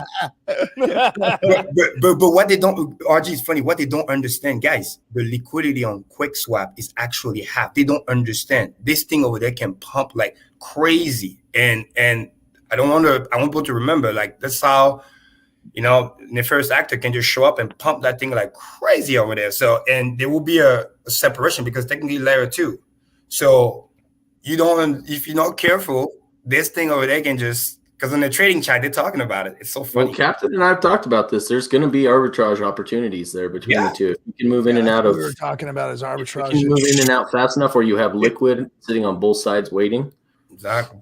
You can arbitrage it. There's no doubt about it. This is why, to be honest, I was a little bit kind of cautious at first because I keep remembering what happened last year with that crazy dev guy. They were trying to, so that's why I was like, do we want to risk that? But fortunately, the main liquidity is on Uniswap anyway. So even if there's some type of crazy stuff going on, it won't be for much. I'm really leery about telling Hexicans about other things. Yes. Yeah. And other dexes and layer 2 and all this stuff because it's so new. It's so cutting edge. It's so just today and difficult, and it is buggy. It's not that that there's anything wrong over there, that anything's happened, any funds or anything like that. But it's not for the weak-hearted because you might click on your account and it might not be there for a second because the freaking UI's not working. So be aware of that. I mean, I haven't seen anything that shows that there's anything wrong with it at this point. I mean, it's basically a Uniswap over there on layer 2. So I mean, it's looking like it's all right at this point. And but just everybody be cautious and if you're weak-hearted, stay away from that stuff. Yeah. I mentioned something. Oh, go ahead. I mentioned something on the earlier stream with Cabana Crypto's stream. When they were talking about the encapsulated stake mechanism, I mentioned that I want to make sure we keep Hex available for the Chloes and not for the billionaire class, because I don't want to get price. I don't want to price them out with this mechanism. So if we could slow it down with that. With Wells, because I broke down my version is different than the other ones, and it has some benefits too. But did you watch mine or not? Because okay, I'll give you a quick rundown because to me, that's exactly my goal is to help exactly what you're talking about. Because I give you just a quick, fast version, but there is some people out there, I don't need to put any names, but remember, I onboard people every day, average 5 per day, and I pay the wallet, whatever, rolling. And a lot of them, they come to me after we talk, Kareem, I'm just a little worried because I want to do the Quattro Cinco, but I'm afraid I got this build, this, that. So what I'm worried about is you have some even day one Hexicans that are just afraid to do the 555 because let's just say RG, just life event, right? So to me, that's a product where they'll be able to get access to a higher APY and just to have the peace of mind, because the way that will work is if that emergency never comes, they just keep getting that 37%. And if that emergency do come, they can get out. They'll pay a fee. I can't disclose what the fee will be, but they'll pay a fee, but the fee will still be less than what they were just getting on the rotation. Because what we need to understand is there's about, out of the typical Hexican stake, long-term, whatever, there is a lot of people that have that easy 5-10%, let's just say 10% of Hex just that they have on rotation, right? Whether it is weekly, bi-weekly, monthly, and I've done the math. That thing pays about 13%. So this will be a product where they'll be able to have the peace of mind, do the rotation, have a higher APY, and yes, they pay a little fee, but it's less than just the typical monthly stake that they would have done.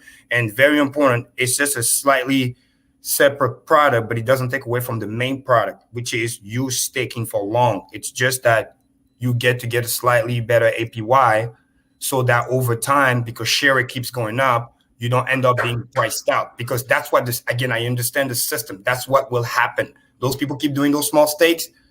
Year over year, you just getting priced out. You would naturally just fall out of the ranking because you're not holding T-shares. So Crypto King, I highly recommend, if you haven't watched, it's because I did another one, I think it was yesterday with Wells. I really spent a lot of, because I watched the Crypto Spark book. I watched what they were doing. Mine is actually slightly different, but I see what they're doing. It has some value for those who want to do the trade stuff. Mine is like the equivalent of, like, think of it like Grayscale. My Quattro Cinco, they're not coming back. They're not tradable. And we front the money.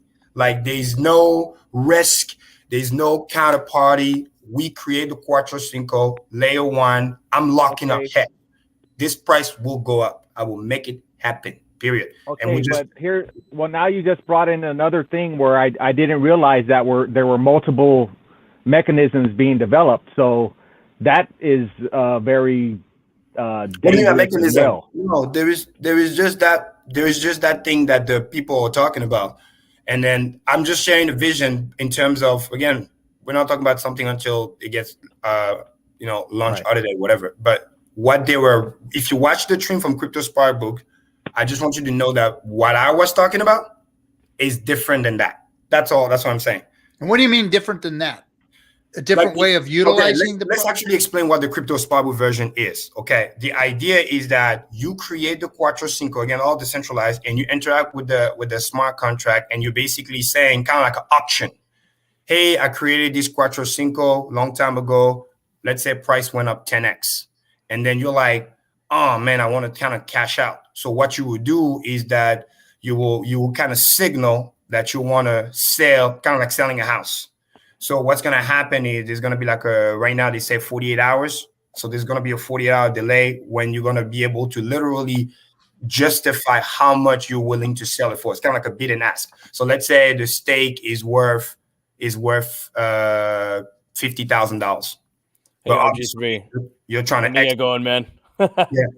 Have a good one. Take it easy, brother. Yeah. So let's say the stake is worth 50,000, but you're only about, let's say, 2 years in, right? So you can't emergency answer going to get. So what you would do is you basically say to somebody else, hey, I'm willing to sell my stake. I understand that it's not due right now, but I'm a little desperate, so to speak. I'll take 30 grand or whatever, because you get to set the price. That's how to make it one. And then community, whatever, somebody's like, let's say a new person, oh, wow, those are old T-shirts, man. It's worth 50 grand, but I can buy it for 30. Boom, buyer comes in. So the system, the stake never really comes out. It's just there's a swapping. Guy pays 30 grand and then just inherit the stake.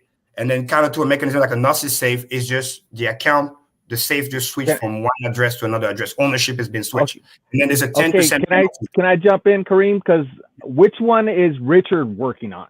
Because that's the only one that I want to hear about. That's the one. That's the one. It's the HexPay. It's the only one that's Yeah. even being coded right now. Kareem's talking the about a team dream closed. product he'd like to create later, but that's not the HexPay one that was on Crypto Sparbook is the only one that's actually being developed. Yes. And being audited as we speak. And this is the one that I'm talking about right now. It's the tradable stake. Okay. So I'm going to use an analogy to keep it simple. It's like an auction.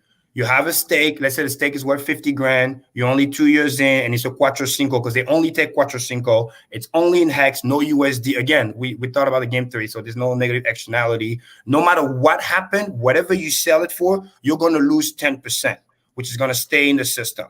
So no matter what, you won't be able to dump the full thing. That's number one, penalty. Penalty number two is, remember, it's a marketplace. It's not because your stake is worth 50 grand that you can get for 50 grand minus 10% out of that, because somebody needs to be willing to buy it. And if nobody's willing to buy it, you're going to have to keep lower the price. So however desperate you are. So that's why I use an example. Let's say you get a buyer at 30K, which makes sense because let's say a new Hexican comes in. He wants to increase his T-share count. He has an opportunity to get your stake. So it's a win-win-win because he's here for the long run. He buys a T-shirt that's worth 50 grand for 30 grand. Make sense? So there's a win-win-win. And then also there's a kind of like a referral program too, 4%. It's like a founder's fee. Let's say you're the consultant, you match the buyer and the seller, right? To buy the house, broker's fee. So there's a referral as well for that. But the key aspect is that the stake is already created. There's a penalty fee no matter what. So the guy's going to get less. And then the new guy that comes and buy the stake has to bring in new hex. So no matter what the interaction is going to be a net positive for the system because 10% is going to be taken away no matter what. And then depending on how much you will get, because if somebody is only giving you 30K, then that's the only powder you will have to potentially dump. But the guy that's giving you the 30K, that's the trick. He can't give you USD. He has to go buy the hex first. So the price will have to go up first. And then when it goes down, it will go less down. Even in a perfect case scenario, that 10% that's taken away is going to create positive price appreciation. And then over time, that fee that's collected is going to be put into a contract, emergency end stake, and pay all the stakers. So it's a mechanism that can also help the money that's sitting on the sideline that's like looking for shit like BlockFi and whatever. Those are the people that we get to target. The same way I'm trying to help the people that's already doing the short stakes. They are already doing it on rotation. And then just helping them get a higher APY so that more money can come in so we can go up faster because there's money sitting on the side. Because I talk to those people every day. I'm telling you, Crypto King.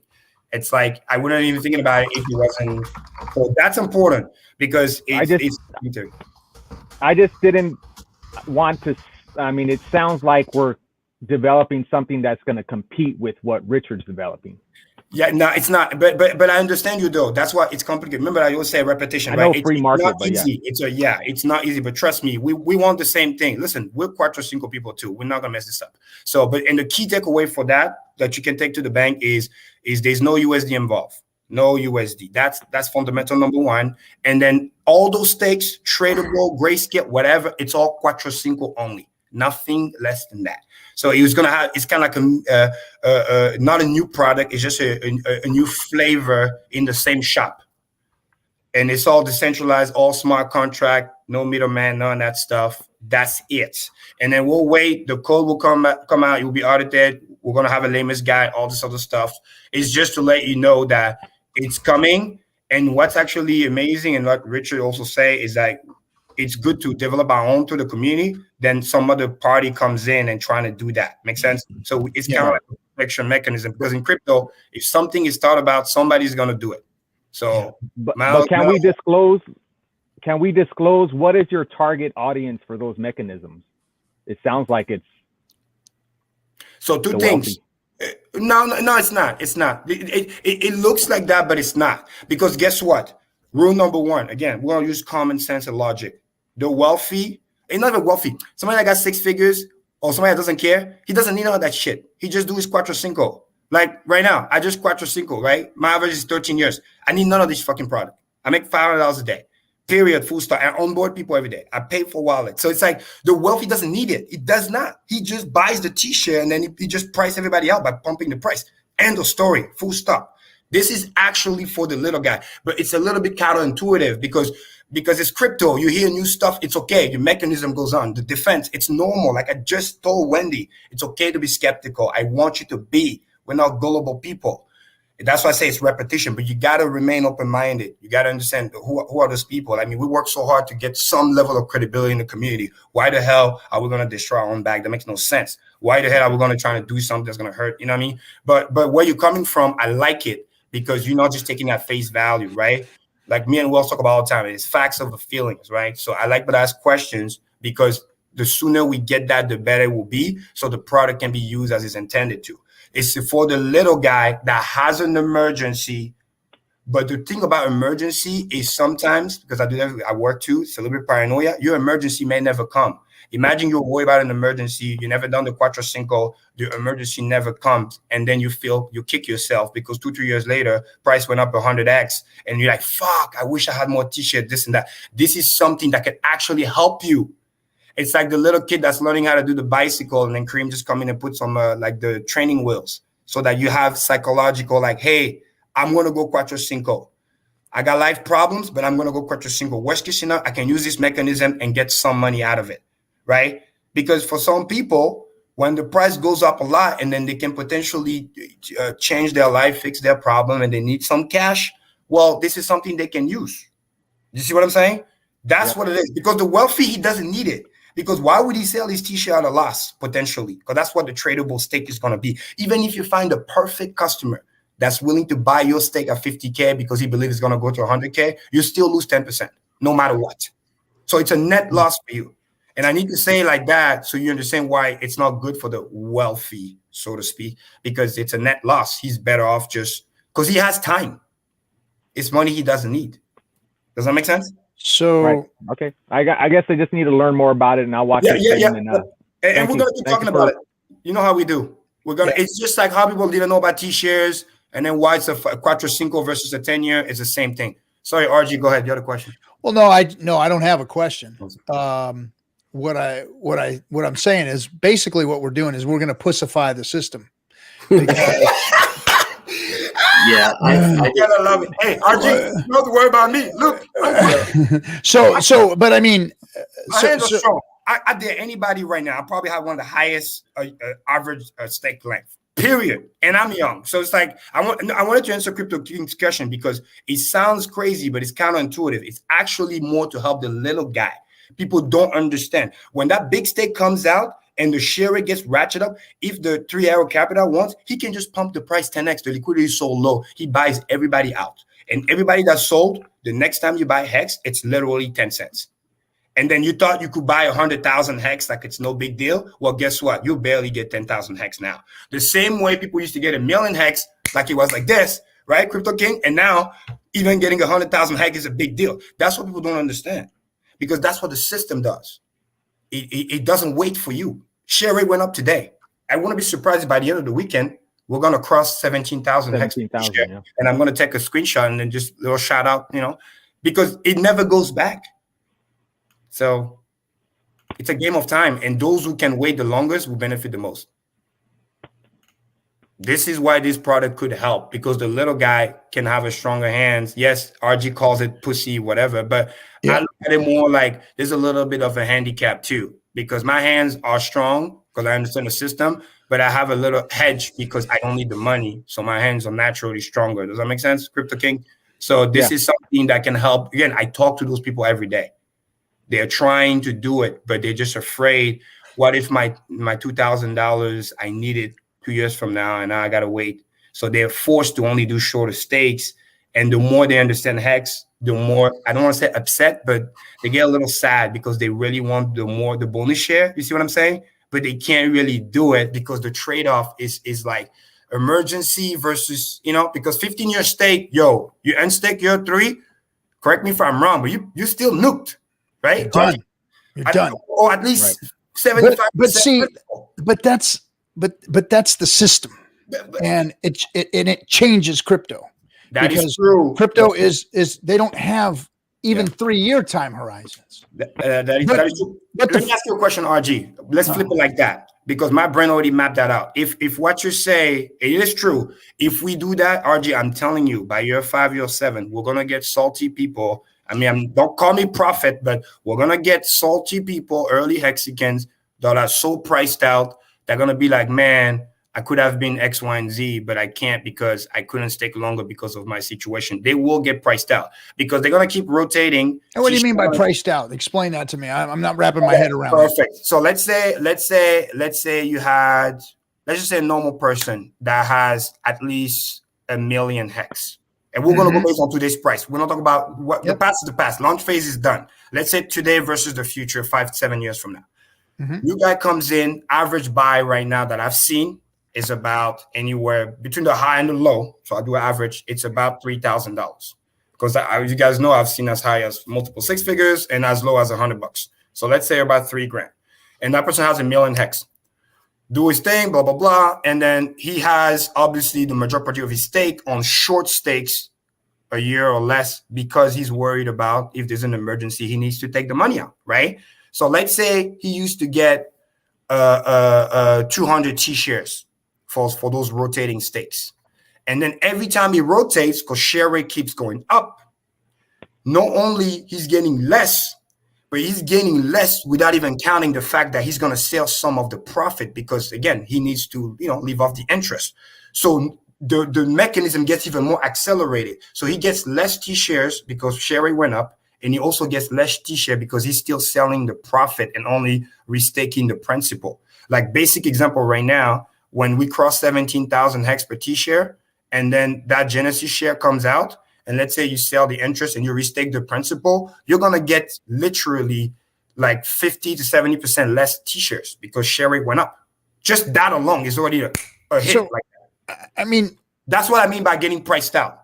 Getting less T-shares is always going to be the case. Period. Yes, end of story. No matter who's getting it. Get the 15-year stake, and you can wait that longer term. That's all I'm saying. I agree with you. I'm just saying it's going to get to a point where if we don't have this potential mechanism, what Crypto King is talking about could easily happen because the stronger hands, statistically, we got heroes out there, we got young folks out there, but statistically, the stronger hands are naturally the people that do not need the money today. That's all I'm trying to say. Just keep me at a high level. So let me explain it to you like this. People who, and I'm not putting anybody down at all. And I'm not, saying anything ill about anybody, but people who are out there making minimum wage and they want to get into Hex, these people aren't getting into certificates of deposit either. They're not getting into stocks either. These people usually aren't saving. So if we're talking about people who can't afford to have some expendable, this is a financial product. People that have money, that have expendable income that they want to put away for a time period. That's what Hex is for. So I don't understand, how we can make it adjust it to fit, people who are living off of a Burger King income and make them, try and invest and then have to suck it out and give them an option to do so. I mean, I don't think that it's I don't know. I don't see how it helps any, to be honest. That is a great point. That is a great question. Let me flip it around. And again, and this is also for Crypto King. My point is now this. What's wrong with potentially creating something that could help those people? Meaning the main product is still the main product. Because remember, it's still your own wallet. It's your own stake. You can still do what you just said. The rich people or whatever, they're going to do what they're going to do. They're probably never going to use this product. You're just giving them an extra option out. To help some of those little guys that you call whatever, we're not going to call names, whatever those people are, at least it gives them something that, hey, it would be nice to still have you as a solid Hexican even 7-10 years from now. That's all it is. I agree with you 1,000%. But I'm using devil advocate saying, then what's wrong with potentially creating something that could help those people at least elongate a little bit more their money? Because we already know due to their situation, it's like bound math. It's like they're already bounded by, they will never be able to maximize the system. But here's a situation about people who don't have money is that at some point they're going to dip below their income level and need some money, no matter what, within a year, 6 months, whatever. Cutthroats. Oh, man. So Yeah, they're bro. if you put cash under your mattress and you're a poor person and you have $1,000 cash under there, and the man's coming to shut your electricity off or turn off your water or take your car away, guess what you're doing? You're pulling that cash out from under the mattress. Why? Because it's there and you can get a hold of it. Now, if you stuck that shit somewhere where if you tried to pull it out, it was going to disappear, you're forced to save it. You're forced to find another means of how you're going to get by that situation versus using your stake. If you give them the opportunity to do that, they're going to do it. And they're going to do it if they're that strapped. RG, don't forget there's a penalty. Don't forget. It's a heavy penalty. They don't care. They need what's there. That's what they're going to do. They don't care. Yeah. They don't care how much it costs. If they've got 1,000 in there and they need 1,000, but they can get 500, they will go get that fucking 500. Yeah. And they will nuke themselves and they will get that cash and they will use it. Hex forces people, because of how it's made, to make good on that, or else you die. You get wrecked. You're done. So it forces you to honor that 15-year contract, that 10-year contract, that 5-year contract. It forces you to do so. Because I love her. RG, you be like best friend with my dad. You guys are just like that. Here's what's gonna happen, guys. I guarantee you. I just want to throw this out there. It's so funny. And I'm like, Dad, but what about helping the people? But RG, watch this. So here's what's going to happen with this. I guarantee you. Here's what's going to happen.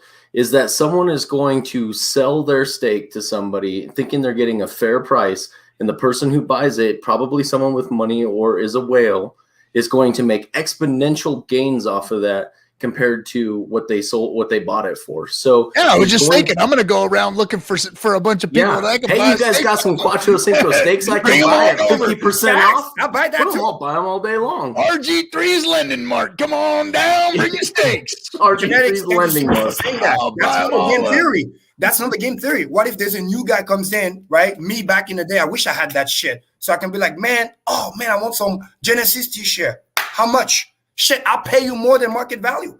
Imagine there's a bear market and your stake is only worth maybe 30 grand. I'm like, yo, Quattro Cinco, you want to get rid of it? Yo, I give you 35 right now.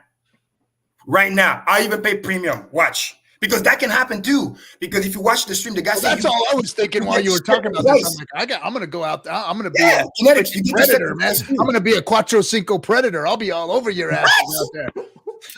I think RG3's coming for you.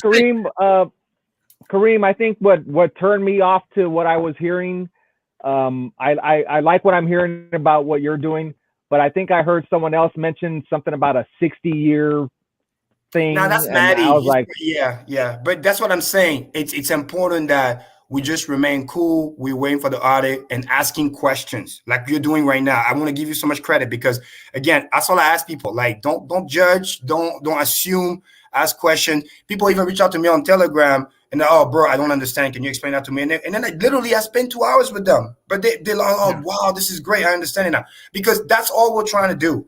And it's good to talk about it now. So by the time it comes out and it's audited, we can now do the verification, all this other stuff, because it's something that can potentially help both parties. The guy that wants to buy old t-shirts and the guy that, hey, he needs to cash out and because he has an emergency and doesn't want to get nuked. So all I'm saying is, well, let me say a little bit more because I understand that it's free market and people have the right to develop stuff, but I was happy with the original thing that Richard developed, and we're all going to be, pretty well off if everything goes as planned. Facts. And then I hear about all these other developments going on. Like, damn it. It almost sounded like greed to me. It just started, I apologize for saying that, but that's what it is. To some degree, you're absolutely correct. Understand something. It was the same thing with me. I was on the stream, and then Richard just dropped it. Like, wait, encapsulate. Dude, I literally tweeted about it. So I was like, what? And then my brain went off, right? Because the moment I heard that, I'm like, that tells me somebody's already doing it. Make sense? So I have to think game theory to be like, hey, because this is what good community does. If somebody come up with something, they're going to do it anyway. At least if their thinking is flawed, we can help them by stopping them or fixing it before it gets worse. Instead of like, hey, whatever, he's going to go do it anyway. and then it's gonna bring problem later down the road. Let me help them pants off of you, hon. Let me help you get those pants off. Okay, so I want to switch gears here because thank you, Kareem, for doing an explanation. But I want to go ahead and mention that the lamp contest that's going on. It's about 6 hours away from ending for the voting. The winner does get $100 worth of ETH or maybe Hex. So it's about 7 hours left. Appreciate for all those that have voted so far. Thank you. Amazing. Yeah, man. Thanks for plugging that. That's a good opportunity for you guys out there, especially all you broke plebs in third world countries that want some Hex. So hey, where's all the Hexicans at? Come on, guys. This is an FN Hangout. And, right? Jump in.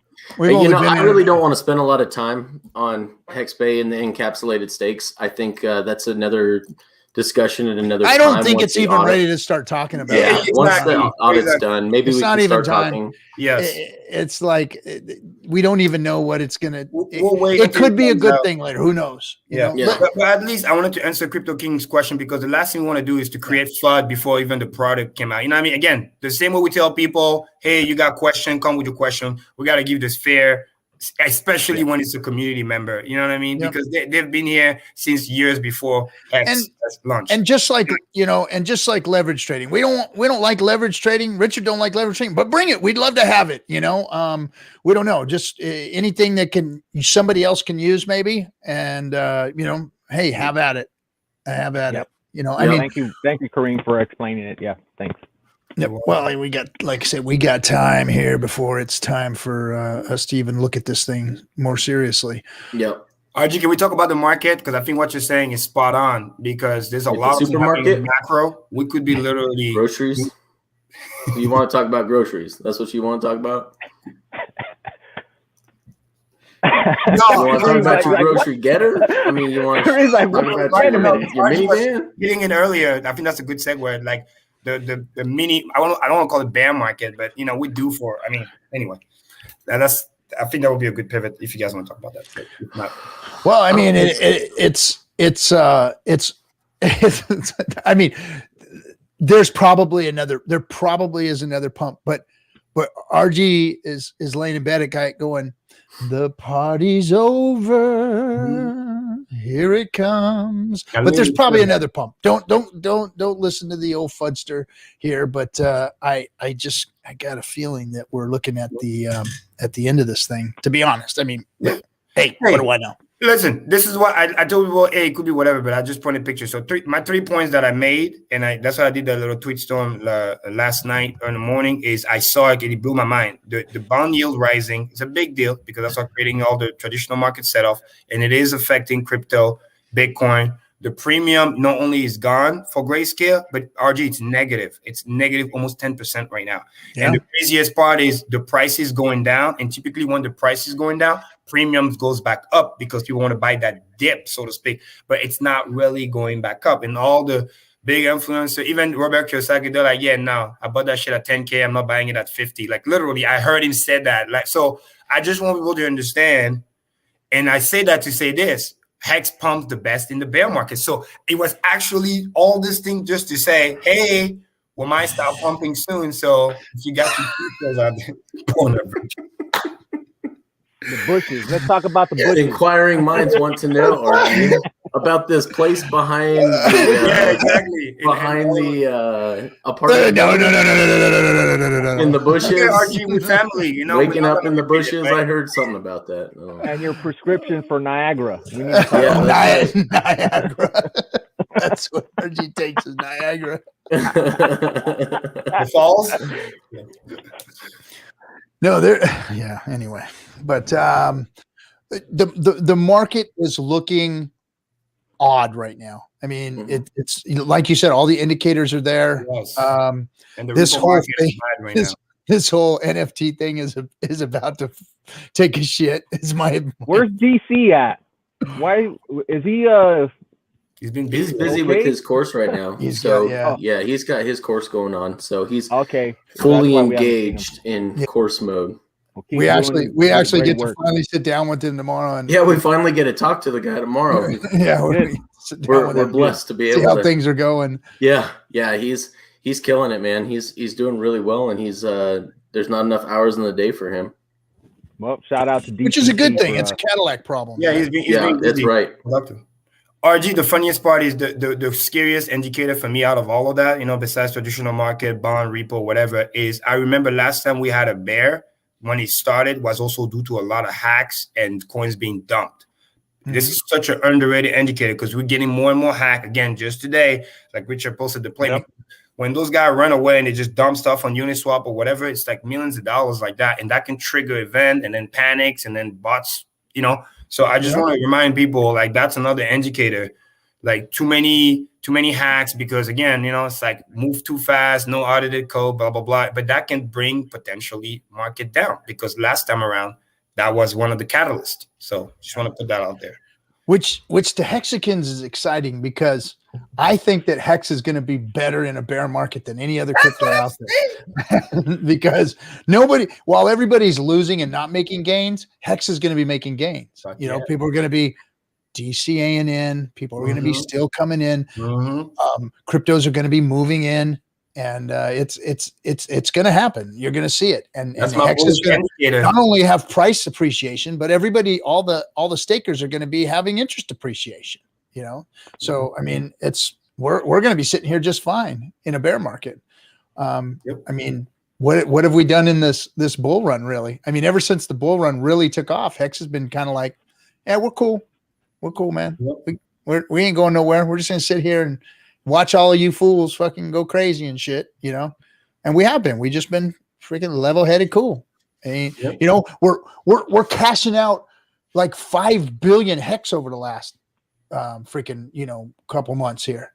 A lot of Hex is coming out this last couple months, and we're just chugging along. It's like, okay, go ahead, take profits.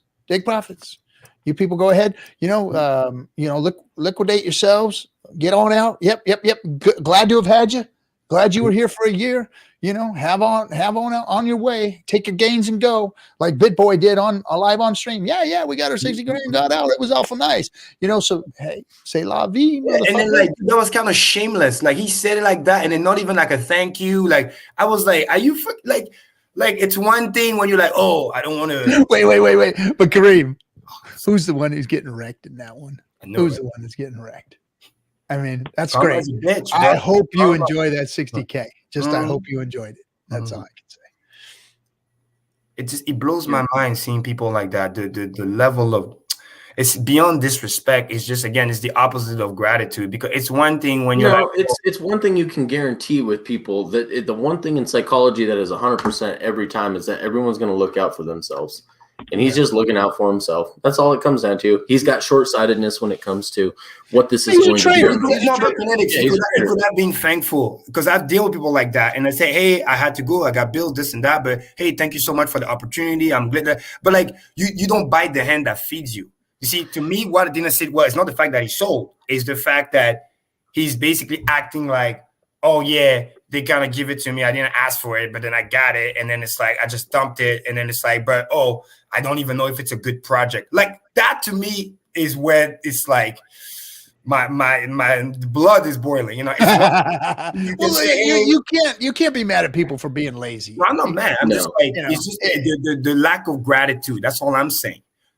It obviously shows a character flaw, but you can't change what people do. Yeah. And that's fine. One lucky Hexican out there picked up a 5% wick in the candle because he sold $60,000, and so one of our stronger hands picked it up, and probably Cuatro Cinco staked it. So I like to think of it as a good thing in the long run. Yeah. And forever he can't talk shit, because we'll say, yeah, you got 60K, so shut up. Oh, it's gonna Hexicans are gonna call him out on it. Hey, when that was worth 60K, and it's what's BitBoy's bag worth today? We'll have that. That'll be somebody's Twitter handle. BitBoy's what do you think Richard reaction should be once he is on MSNBC or Bloomberg TV and all these I just wish she's allowed to curse. Yeah, but all these other naysayers and influencers that didn't want to give him the time of day, and then they start knocking on his door. What should he do? Oh, he's gonna rub it in faces. He's gonna say, "I told these people this, and I told these people that, and I was right, and they were wrong, and now I deserve some gratitude for it." Right. And Richard's professional. He is a professional, and you know he's been real loose with the crypto community because they deserve it. And he's really not slapping anybody important in the face with all these crypto folks. Just to be honest, these guys don't mean shit. Absolutely. In the real world. They don't mean shit.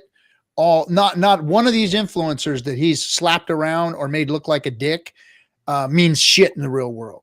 In the real world, when they come to Hex, when the financial energy starts really getting sucked into it, which we have no clue. We're talking about crypto energy right now, which isn't shit, you know. Mm-hmm. But once the real financial energy comes into it, those people are insignificant freaking plebs. They mean absolutely nothing. Every single one of them means nothing. They've been doing crypto wrong for a long fucking time, and they all deserve what they got, which was a slap in the face by Richard. That's why he disrespects them all, because he doesn't have respect for any of them, because he's watched them all fuck up. He's watched them all make the mistakes and then not do anything to fix it. They have not apologized for any of the shit that they've done. They've been promoting shit fucking projects out there, shit fucking coins, and still to this day won't even give him an apology for the shit that they've done to him over the last year and a half, 2 years. Not one person has said, you know what, you did a good job, Richard. We apologize. We didn't mean to give you so much shit. Not one of them. So you know what? They're insignificant. They mean nothing. And Richard's a professional. And when it comes time for him to be on MSNBC, when it comes time for him to be on Fox Business, when it comes time, he's gonna shine, man. The guy knows how to speak. He's intelligent, and he will be an ambassador. And when somebody does call him out on any of the stuff he says, he's like, "Look, that was crypto. Those people were just they didn't mean anything. It was insignificant." Crypto space is messed up. It's full of that shit. It's full of trolls, and that's how we handled each other. So you know he's not going to act like that in the real financial world when he does get the chance. You watch. He's going to be an excellent ambassador. I know I've heard people say, "Oh, well, maybe Richard isn't the right person to our front man. Maybe there should be no." He is the right person to be our front man. Why? Because he knows this thing inside and out, and he's passionate about it, and he's passionate about what it does, which is what I was talking about, which is it creates those proper behaviors for people to actually utilize crypto for something that it's good for. And that is storing away wealth for time and giving people the ability to actually save their money and put it in something that's going to automatically appreciate when the whole world has nothing that can automatically appreciate. And it's a freaking ninth wonder of the world. You know, if there's an eighth, this is the ninth, because it's a financial wonder of the world. Nobody's ever seen anything like this. And once the financial world sees it, they're all going to come screaming for it. And Hexicans, us who are sitting here talking all this shit about, oh, this and that, and we're going to be the ones holding all the big bags. Even if you're DCAing in right now, imagine if the financial energy of the world comes into crypto and into Hex. Imagine where you'll be, even if you are DCAing $100, $200 a month, you know, trying to get yourself in, trying to get those T shares, trying to get those Cuatro Cinco stakes. Imagine if Hex does something amazing and a lot of people get involved, and a lot of financial institutions want part of this 40 APY that we're getting. Oh, wait, let's knock it down to 15 or 20, right? And that it might not even be able to go that low. I'm serious. Hex might not even be able to go that low because of all of the coins that are locked up that will never be seen again, you know? So if that APY is out there and available, and people finally see crypto as a viable means of getting into an asset, then this, what we're seeing now, what crypto has to offer, that 1.5 trillion, 1.3 trillion ain't shit. It means absolutely nothing to the real world. The real world has trillions of dollars of money that's sitting on the sideline that would love to even know that something like this exists. And when it comes in, the pump is going to be fucking mind-blowing. Mind-blowing.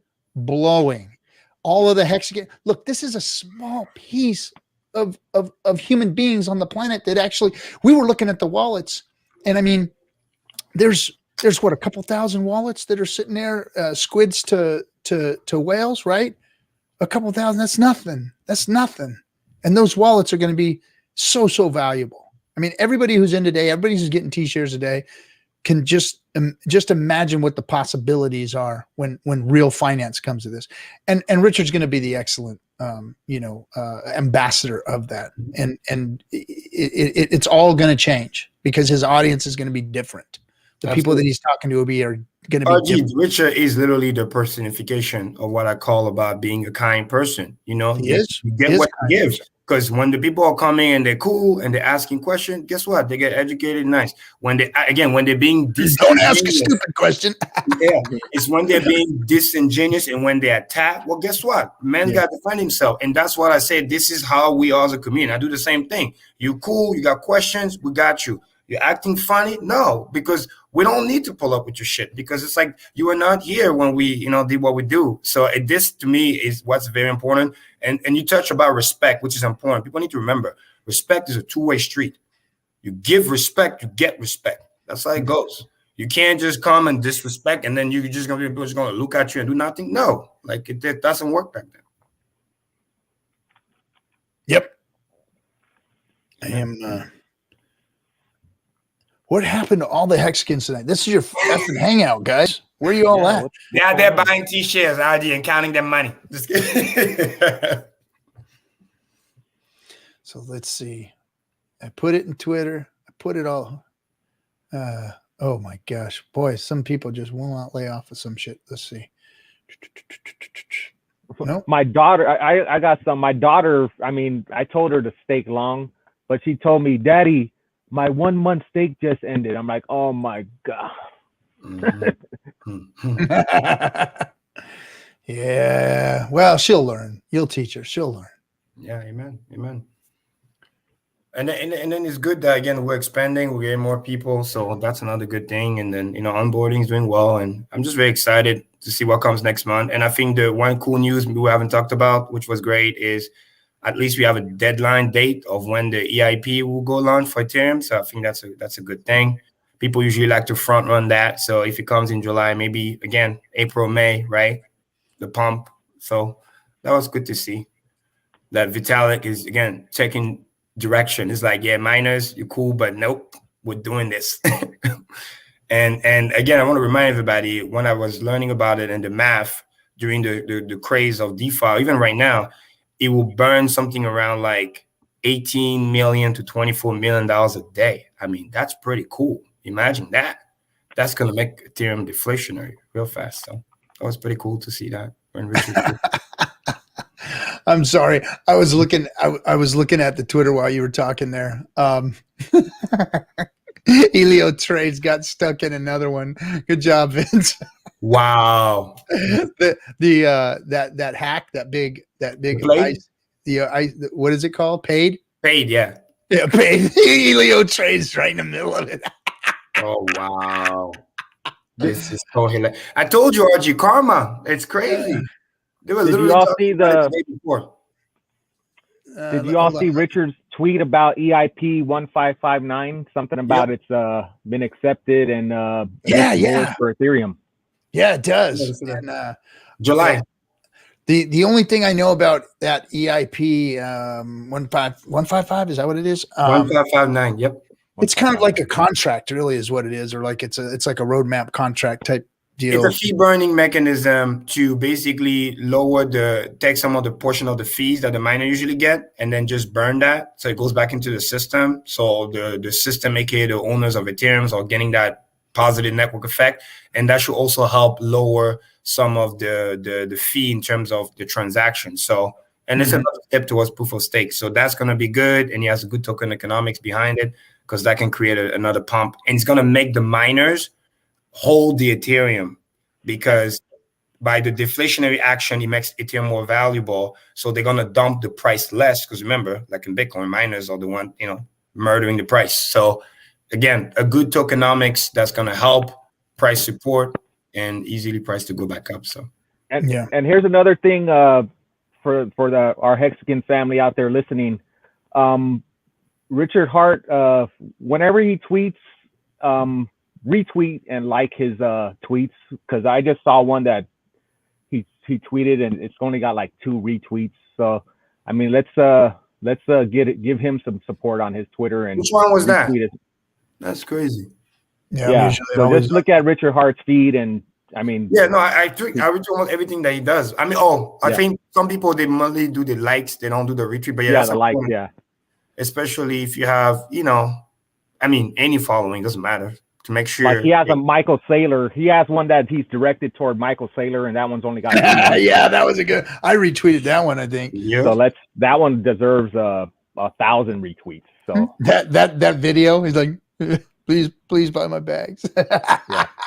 That was epic. And then, I retweeted one. It's so funny. It was from Trevon James, but because he had that video that was so epic when he was just like dishing Cardano in a good way. Yeah, that's what it was. And then the Michael Saylor about, hey, 1.5 billion, 500 million. And then RG's like, okay, 20 million.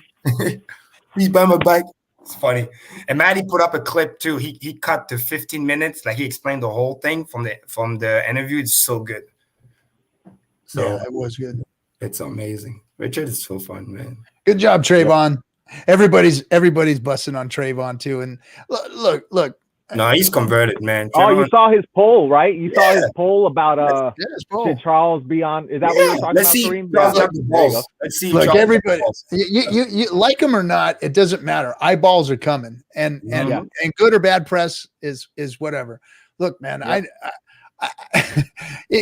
those of you that are in the chat, I saw what you said there, Lyman Ortega. You can disagree, and I'm going to disagree with you because Richard Hart is the face of Hex. He needs to be the face of Hex, and he will be the face of Hex. And when it comes time to address the world, Richard will be the perfect person to be presenting Hex to the world, and you watch it's going to be just fine. Everything's going to be just fine. And even having guys like Trevon in the community, that's fine, man. Trevon got tripped up. Look, I was in the network marketing industry for many, many years, and there's a lot of hype behind marketing and sales, and you get behind your products and your teams and all of these things emotionally sometimes. And sometimes your lack of judgment and your lack of knowledge will get you involved in things that, could cause harm. And that's what he ended up getting himself. I don't think that Trayvon got involved in what he got involved in nefariously. I think that he didn't see what was coming. I think that he got involved and got passionate about it and went out and promoted the hell out of it because he is a good marketer, and he happened to be on the wrong end of a losing battle. Now, I'm not letting him off the hook, but what I'm saying is that you can't fault the guy for going out there and busting his ass and working his ass off, even though what he was working in was some other person's scam. I mean, he didn't go to jail for anything. He got a slap on the wrist because he was out there promoting it. And he's changed his ways. And he, even, on his streams, he says, hey, I'm going to need to be careful here with what I'm telling you guys, because I've been in trouble before, basically is what he's saying. He doesn't say those words, but he's like, hey, I want to let everybody know this is crypto. This is what happens.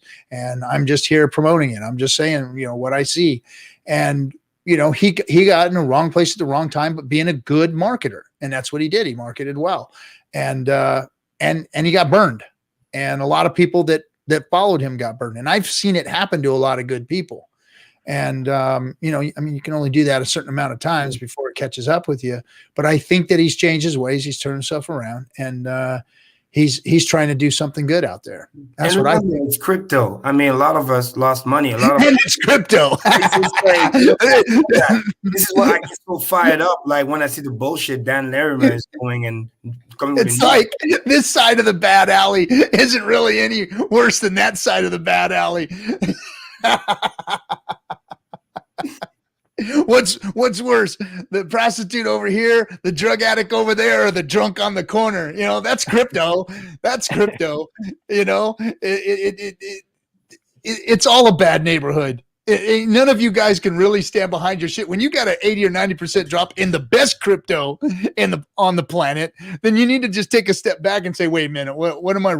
Where is my righteousness in all of this shit, right? And they walk around like they're righteous, Oh, that guy there, he's horrible. Uh-oh. You're muted, buddy. Is Wales out there? No, Kinetics. Wales only? Yeah, you there? I said not the best, the safest. There you go. Yeah. The safest crypto that drops 80% in a bull market or in a bear market too. Yeah, the safest crypto that drops 80%.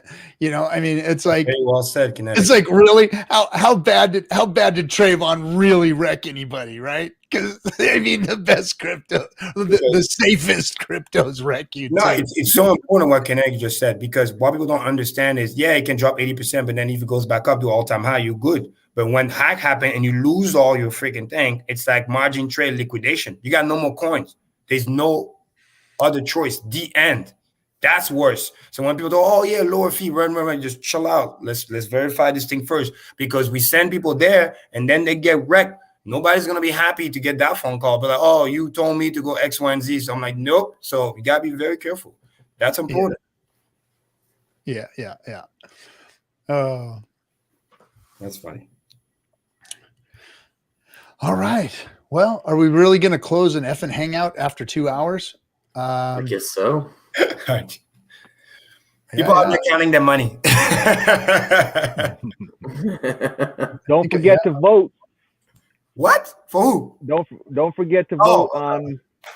I thought you meant like vote like sometimes. Yeah, I got it. No, I don't participate in that voting at all. Yeah, you're not even out here, are you? No, Japan. Yeah. All right. Anything going on in the chat room? Yeah, even me, I'm about to just, charge fund to come in, say hi, and then. Right on. Thanks, Kinetics, you got anything? No, I think I'm ready to close it out for that. I got a big day tomorrow. Yes, you do. Right A lot of people to talk to.